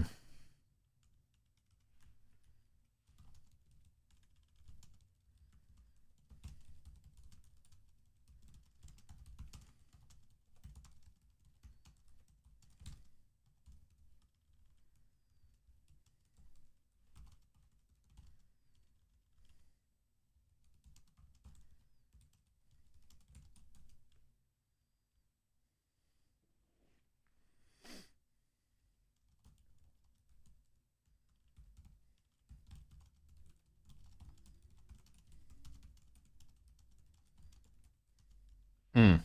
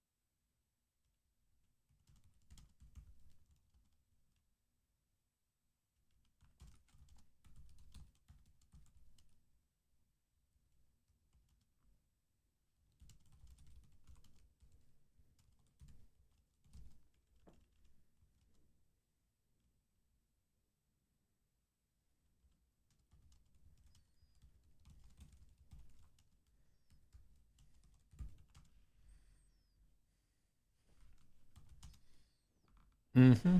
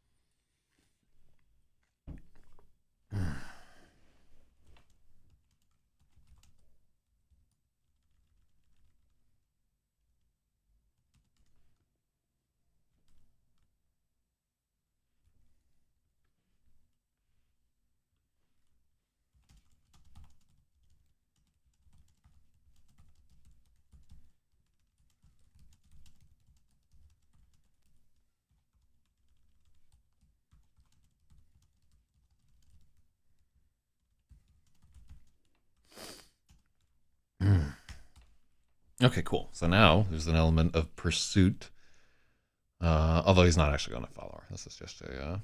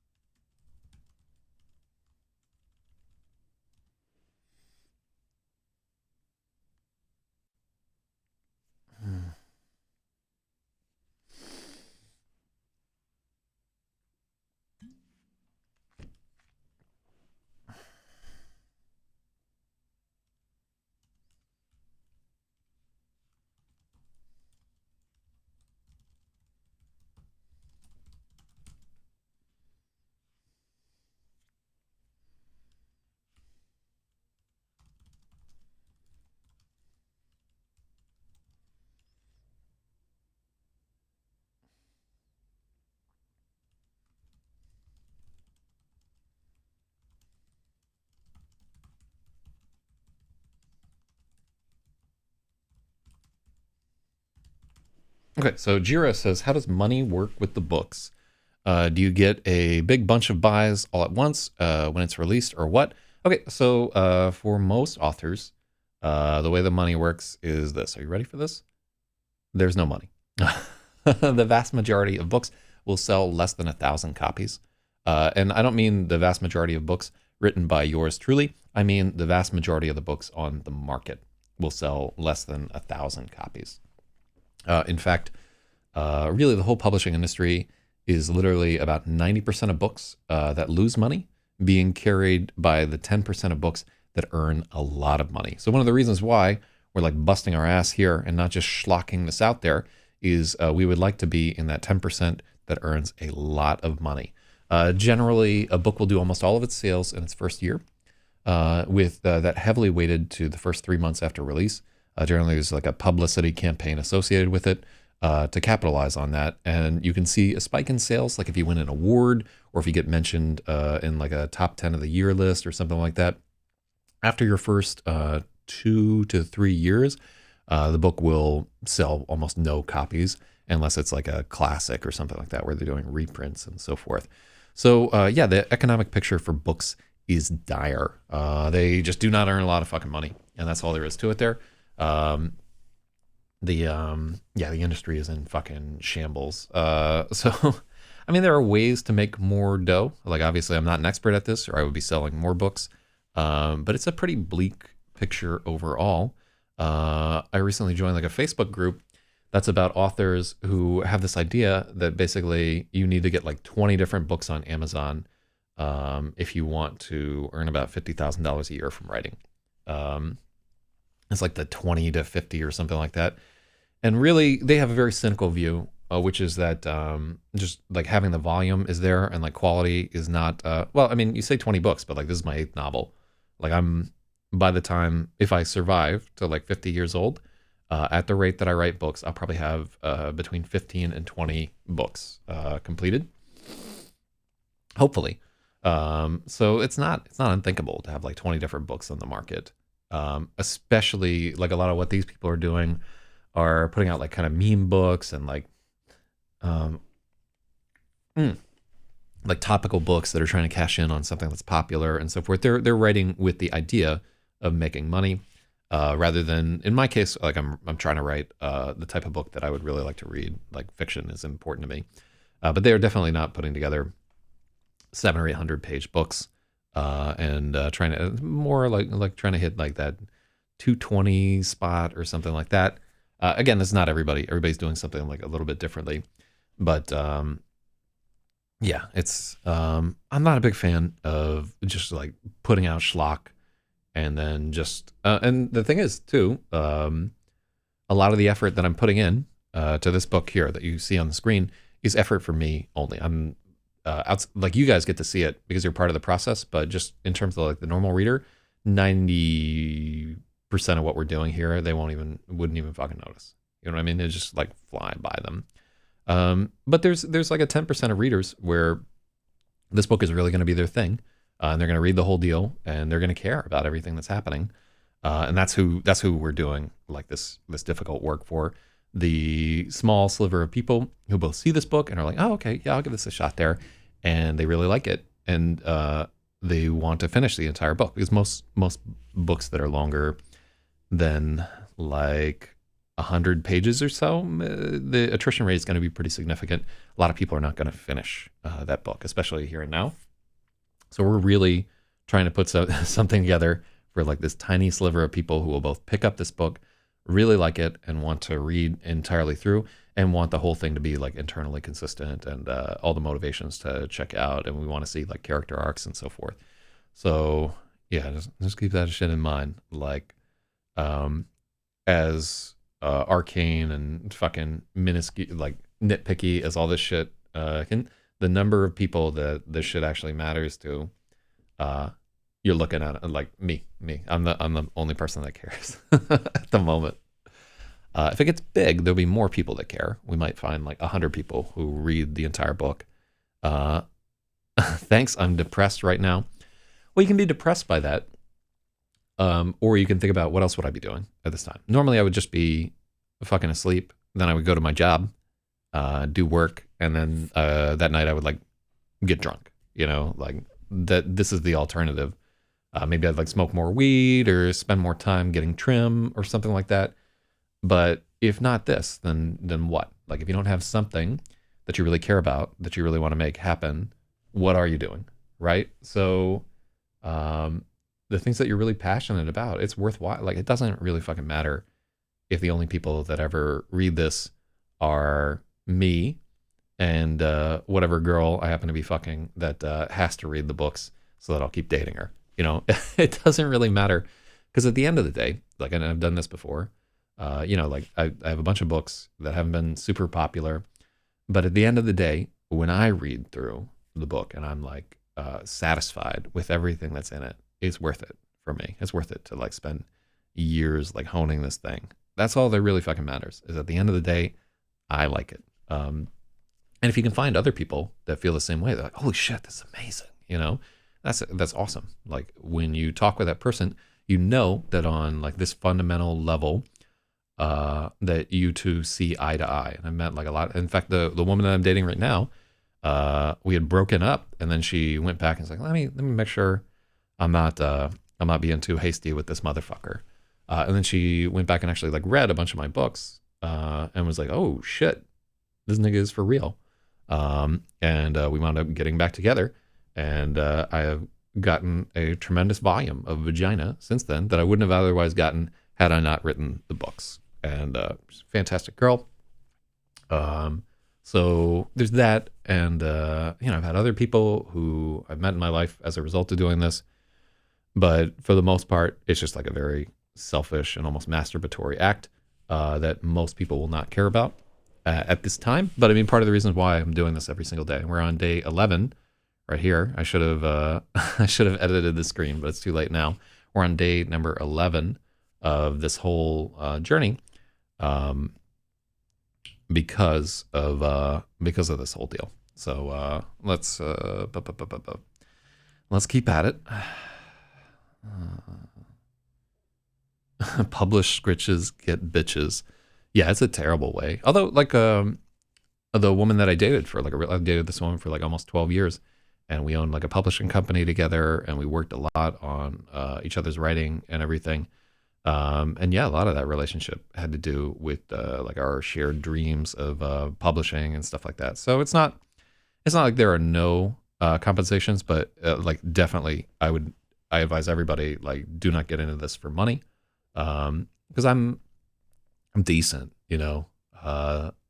I'm not, you know, if you're not successful, I don't think you should ever compare yourself to people who are successful. I think you need to get to the baseline level of commercial success before you are even allowed to criticize anybody who is successful at all. I think you really need to be on their level of commercial success to criticize. But that said, me personally, I feel like the stuff that we're putting out here is significantly better than a lot of what's available. But of course, I would, because it's written to be the kind of thing that I like. So there it is. Anyhow, I would like this a lot more if I finish this chapter, and time is of the essence.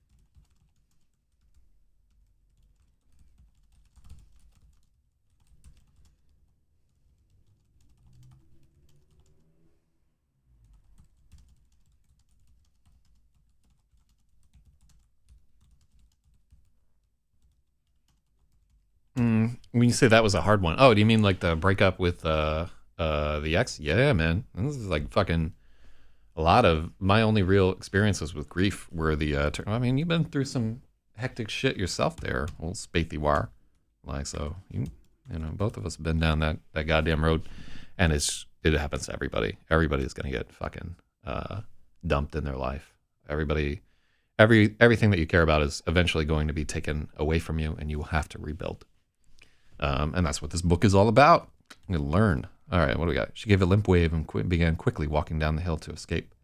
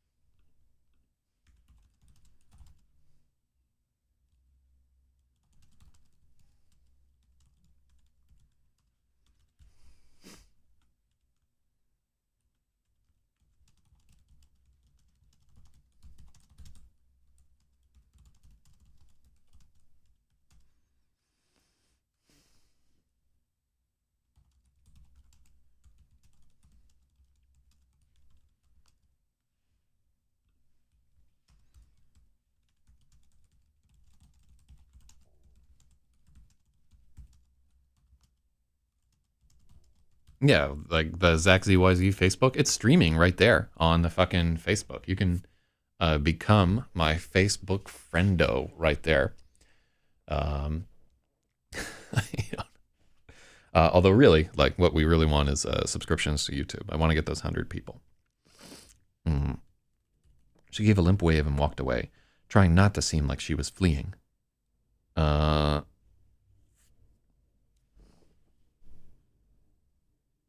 the car ground to a stop behind her, and she fought the urge to bolt.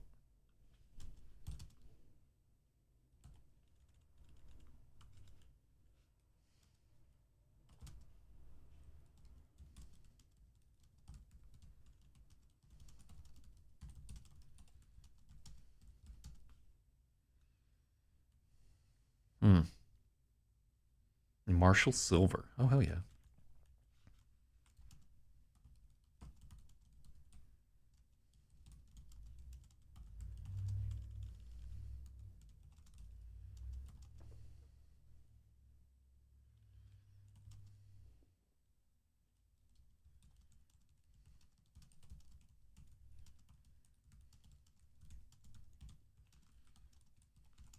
Hmm.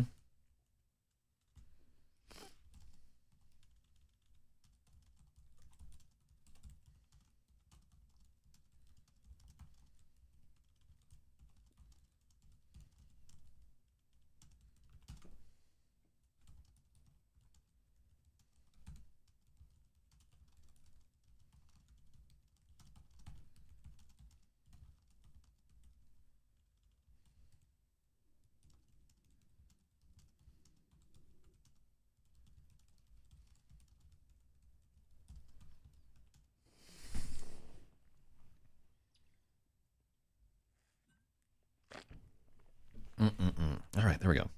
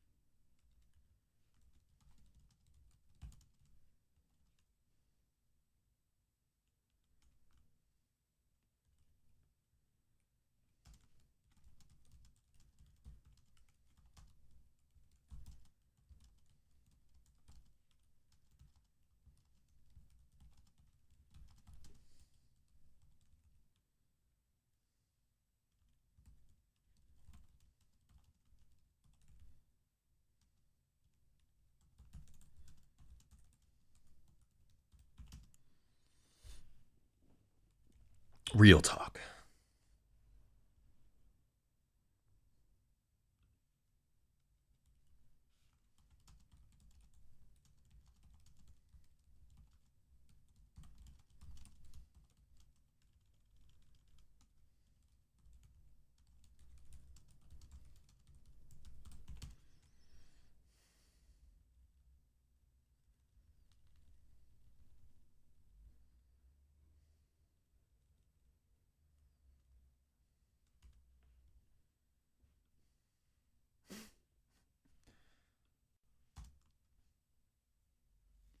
It's the star ball, not a stress ball.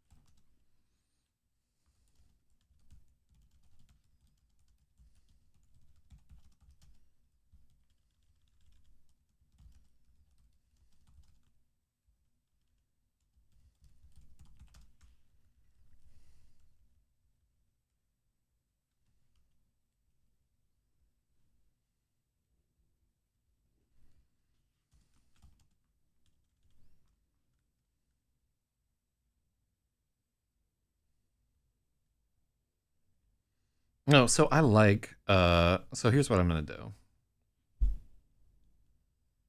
We're going to comment. I like that paragraph, but it doesn't fit there. All right, later, Jira. Thank you for shouting out to Wisconsin. So I like the idea of Lhasa not coming back up and filling our time with all kinds of stuff. We can move that somewhere else in the story where it's useful, because I think it's a good sentiment.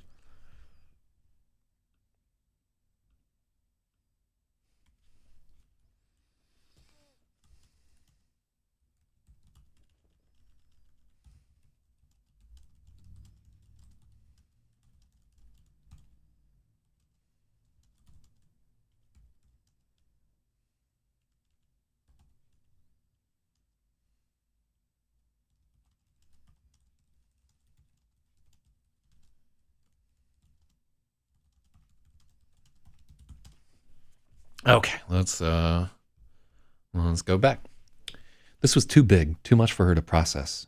The horizon had begun to spin. She had to sit down on the curb and shut her eyes.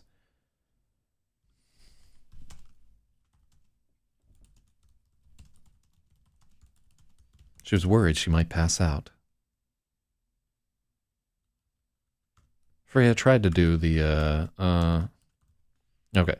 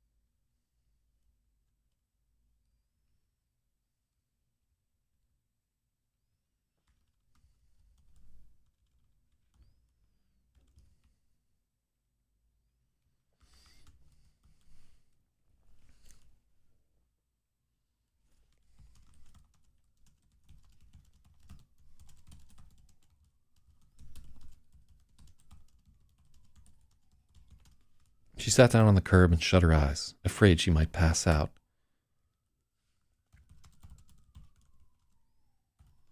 When she didn't, she tried to do the breathing exercise from the Fragile Phoenix. Breathe in tranquility. Breathe out everything that's bothering you.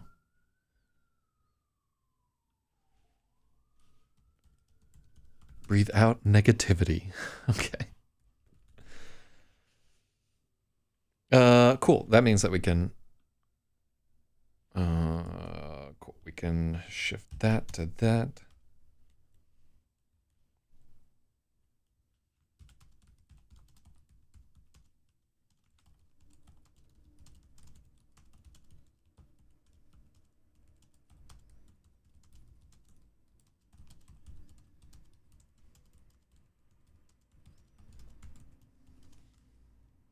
Awesome. It didn't help. When she tried to clear her mind, all she could see was the bright drop of blood on her palm, glittering in the halogen light. What if it put something inside me? let's start at the beginning of this chapter here. What are we at? We have 20 more minutes. Lynn Harris had warned Freya not to go downtown alone, but she couldn't go back to the empty house. Her discovery would bounce around in her head, faster and faster, until she went into full meltdown. The Starball was an alien, or the Starball was alien. So I don't want to say an alien, because she doesn't know that it's... The Starball was alien. Not a meteorite, not a military satellite, not a dream or a figment of her imagination. An alien object, carried in her pocket for weeks. Again, she thought about the first night where the shell had split, handling it.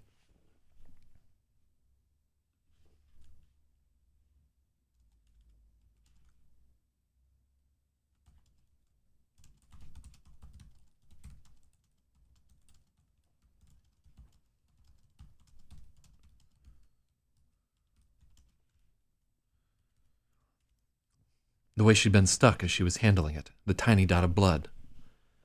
It was just a piece of the shell, Freya told herself. She looked at every part of the Starball. There were no protrusions, nothing that could pierce her skin.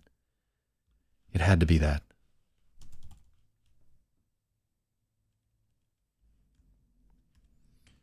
Still, she couldn't help but shudder at the thought. What if it put something in me? This was too big, too much for her to process. Freya had a queasy feeling the horizon was beginning to spin. She sat down on the curb and shut her eyes, afraid she might pass out.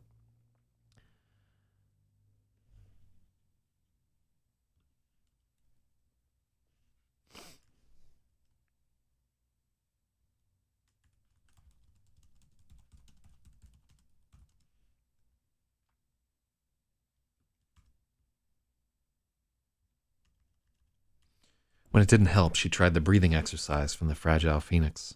Breathe out negativity. Breathe in tranquility. It didn't help. When she tried to clear her mind, all she could see was the bright drop of blood on her palm, glittering in the halogen light. She realized she was sitting on the sidewalk, hugging her knees and rocking back and forth with her eyes shut. If anyone saw her, they would think she was retarded. Okay, so retarded does work there. We can get away with using it there. Absolutely an appropriate usage, and I will fight an editor to the death to hang on to it, because that's exactly how you would think about that if you were sitting on the sidewalk rocking back and forth. So impulse filters got timed out. Lol. Yeah, well, I can say it. That thought was enough to get her back on her feet.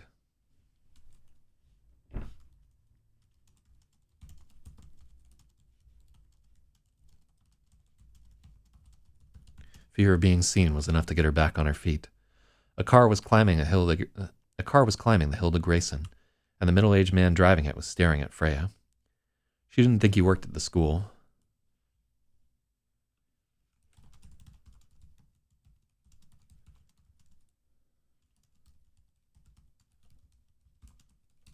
He was probably someone's dad. She gave a limp wave and walked away, trying not to seem like she was fleeing. She heard tires grinding to a halt, and she braced herself. If he got out of the car, she was going to bolt. She didn't look back. There we go. Freya didn't look back until she was at the bottom of the hill, and then she checked to make sure he hadn't turned around and followed her. The car was gone. Her hand was in her pocket, clutching the star ball because she was nervous.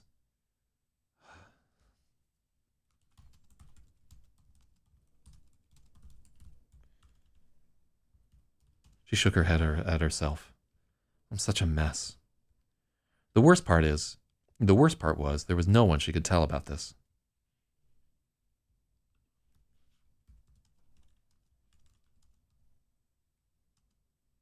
The worst part was there was no one she could talk to. Certainly not Lassa.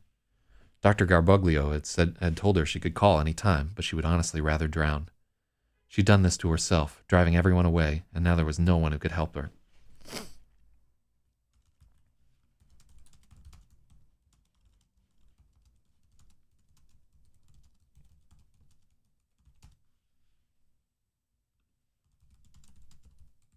It was her own fault for being so weak and driving everyone away. Now,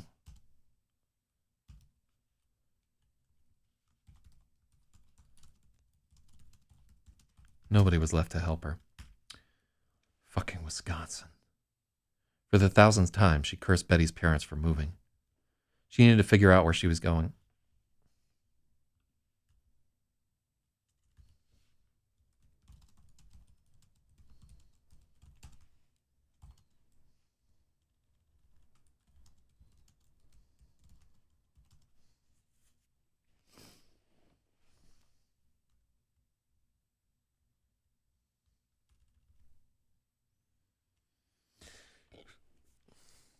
It's good. It was 3 p.m. and the streets were empty. Everyone had finished lunch and they were back in their offices digesting. Heavy-lidded eyes peered out at her from delis and barber shops, but nothing registered. They would forget her as soon as she moved out of the frame. For all of its old-fashioned light posts and red brick sidewalks, for all the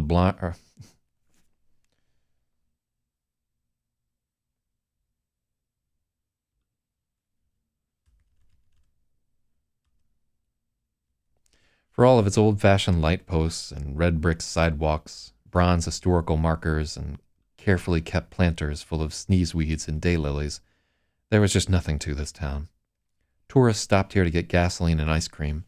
They thought, how quaint, and then they never returned. When Freya left for college, she was never coming back. If she left for college. She walked down the winding path to the Riverside Park. To the, what do we name our main street? We name it like Faulkner or...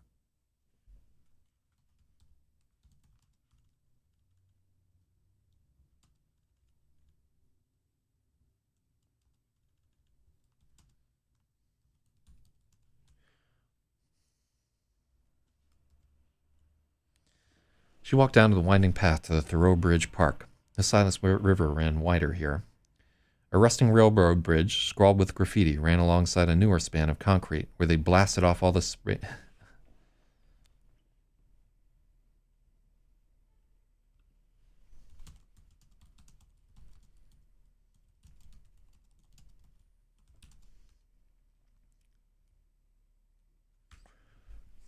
If she left for college. Freya walked down the,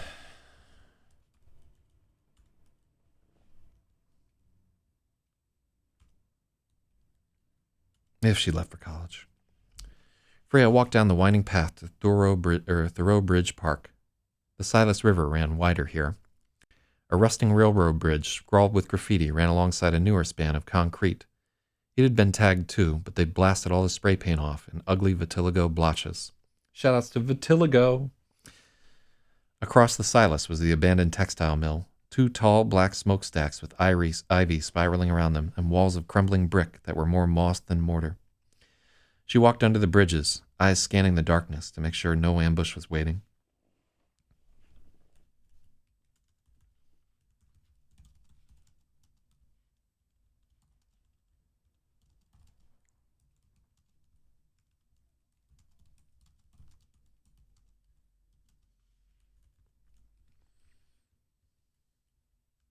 Okay.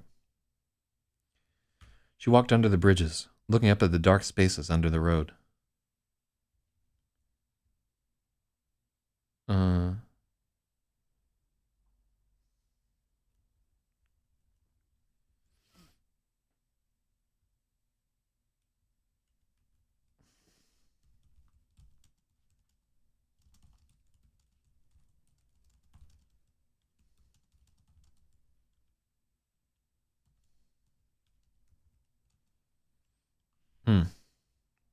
What are they? What are those spaces? What are they, like eaves or something like that?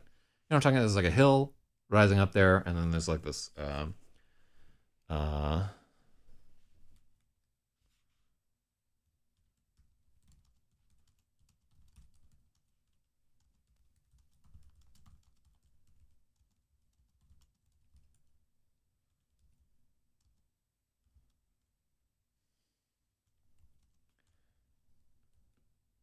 looking up at the dark space where the hill met the underside, but there were only empty bottles standing up on the concrete ledge. Okay, yeah, we don't want to have ambush. Up ahead there was a bench overhung with a tupelo tree that was half bald. There was a carpet of red leaves beneath it. She looked out at the shallow...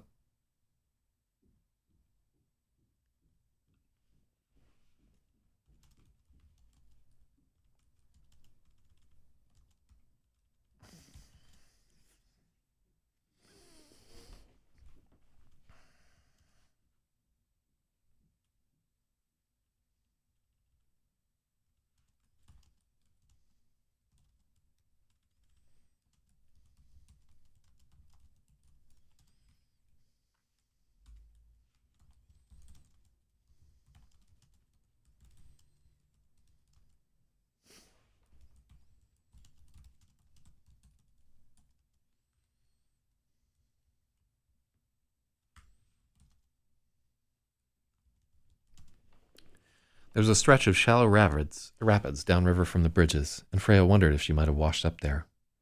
She should have weighed herself down before she jumped in. How would she do it? People were always slipping out of ropes as they rotted. She wondered if a climbing harness would work. Nylon straps would hold up for a long time. Okay, so she tried to think about something else. It was useless to just sit here.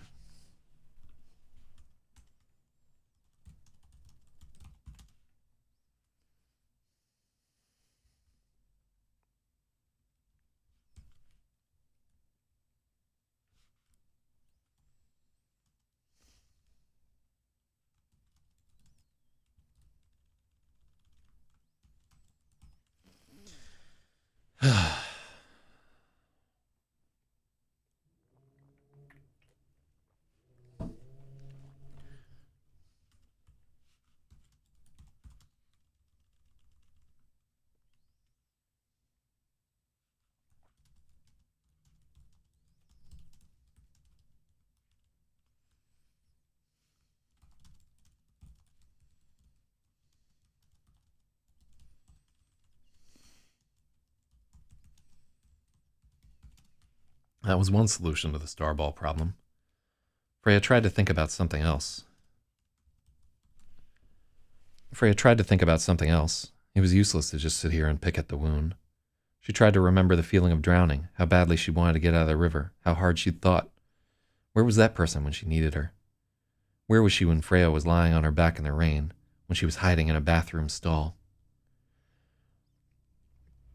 She reached into her pocket for the starball. She couldn't ignore it any longer. She held it in her palm and began to dread what it meant. This would be an enormous deal. She would be the girl who found evidence of alien life. She would have to explain what she was doing at Silas River Park on a rainy night. She would have to lie and said she'd been there to look at the Torrids. There would be interviews, articles, 1,000 kinds of attention she didn't want. They'd take the starball away from her, and most likely they'd wind up cutting it open to figure out what was going on with it. If she went to the wrong scientists and they got the government involved, they would certainly try to cover the whole thing up.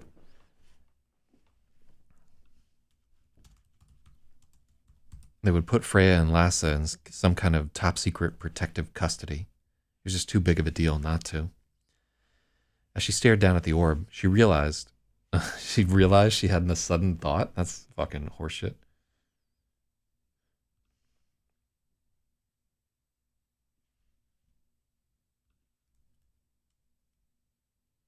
She realized she didn't actually have to tell anyone.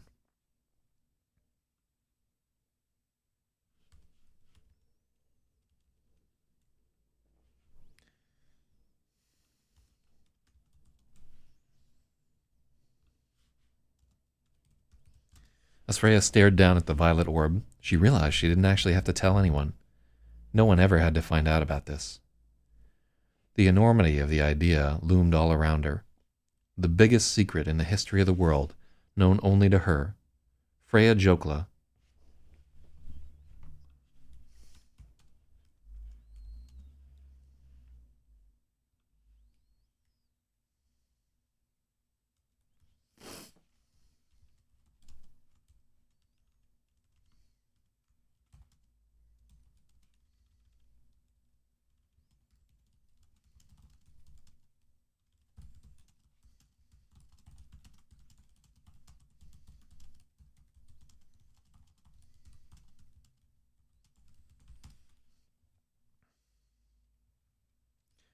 Freya Jokla, who kept the only evidence of extraterrestrial life in the pocket of her jeans.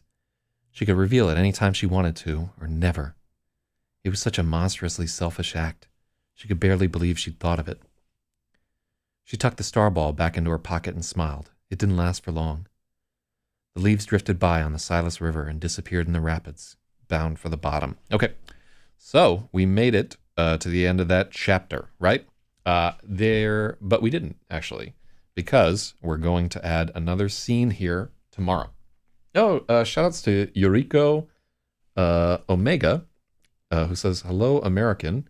I believe Yuriko is Japanese. So konnichiwa, I think. Let me see if I'm right here. Yuriko, Tiger's Shadow. Oh, it's a fucking Magic the Gathering card. Children of the Lily. Oh, well, there we go. Hello indeed, Yuriko.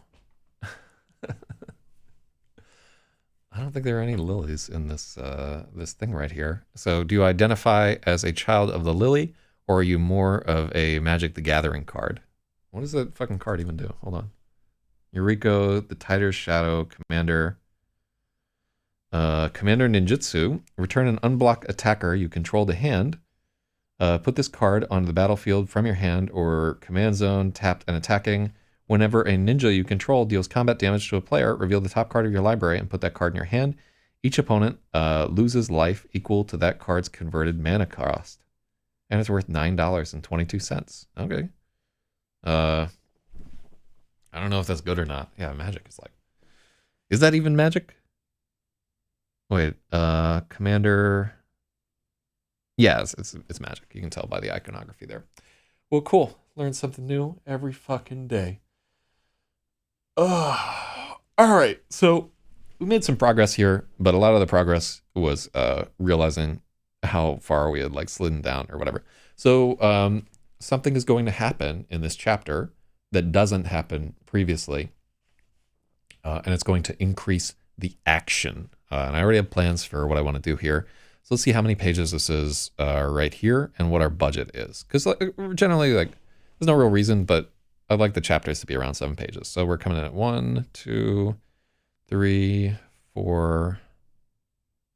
Okay, so we got 3 more pages to inject some action into the sequence. And like as we're going through here, GRAVID is an intensely moody book, and there's not a lot going on in a lot of these chapters. And in almost all of them, we're going to try and add some action to drive the pace a little bit, to make stronger dramatic choices throughout. So already here, we've turned this into, she wandered down the hill to somebody like stops their car and wants to know if she's okay. Great choice there, IMO. And like this is great choice in my opinion. I realize it sounds like I'm sucking my own dick here. And like, I mean, live streaming, editing a novel is intensely autofallacious.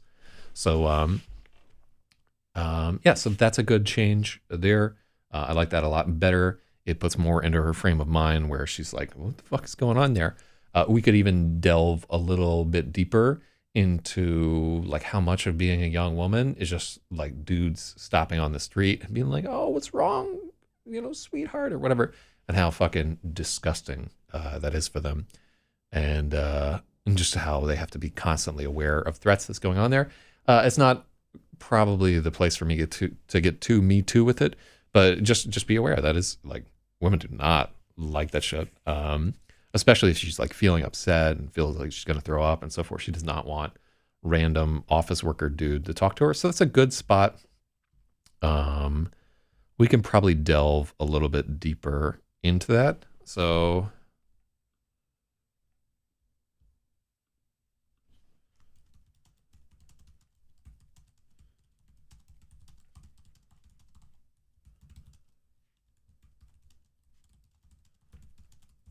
and it can be like a point a little bit there about just how in general when you're like feeling depressed and low down and so forth, a lot of the help that people try to give to you is both unwelcome and actually can make things worse.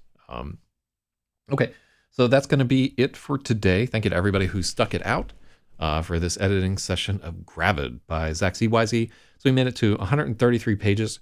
Progress will go a little bit slower. And I'm going to do some probably off the books work on chapter 18 right here. I think working on chapter 18 is a little bit boring. And so I'm going to try to get some work done on that off stream. And but even if I do, I'll go back and we'll read through what was changed and so forth. And you'll be able to see the changes in the differential edit posted to zachzyz.com every day. The last thing I'm going to do is change the stream to be day 11. So that tomorrow we'll have day 12. All right, thank you for sticking it out. Love you guys. Appreciate your edits.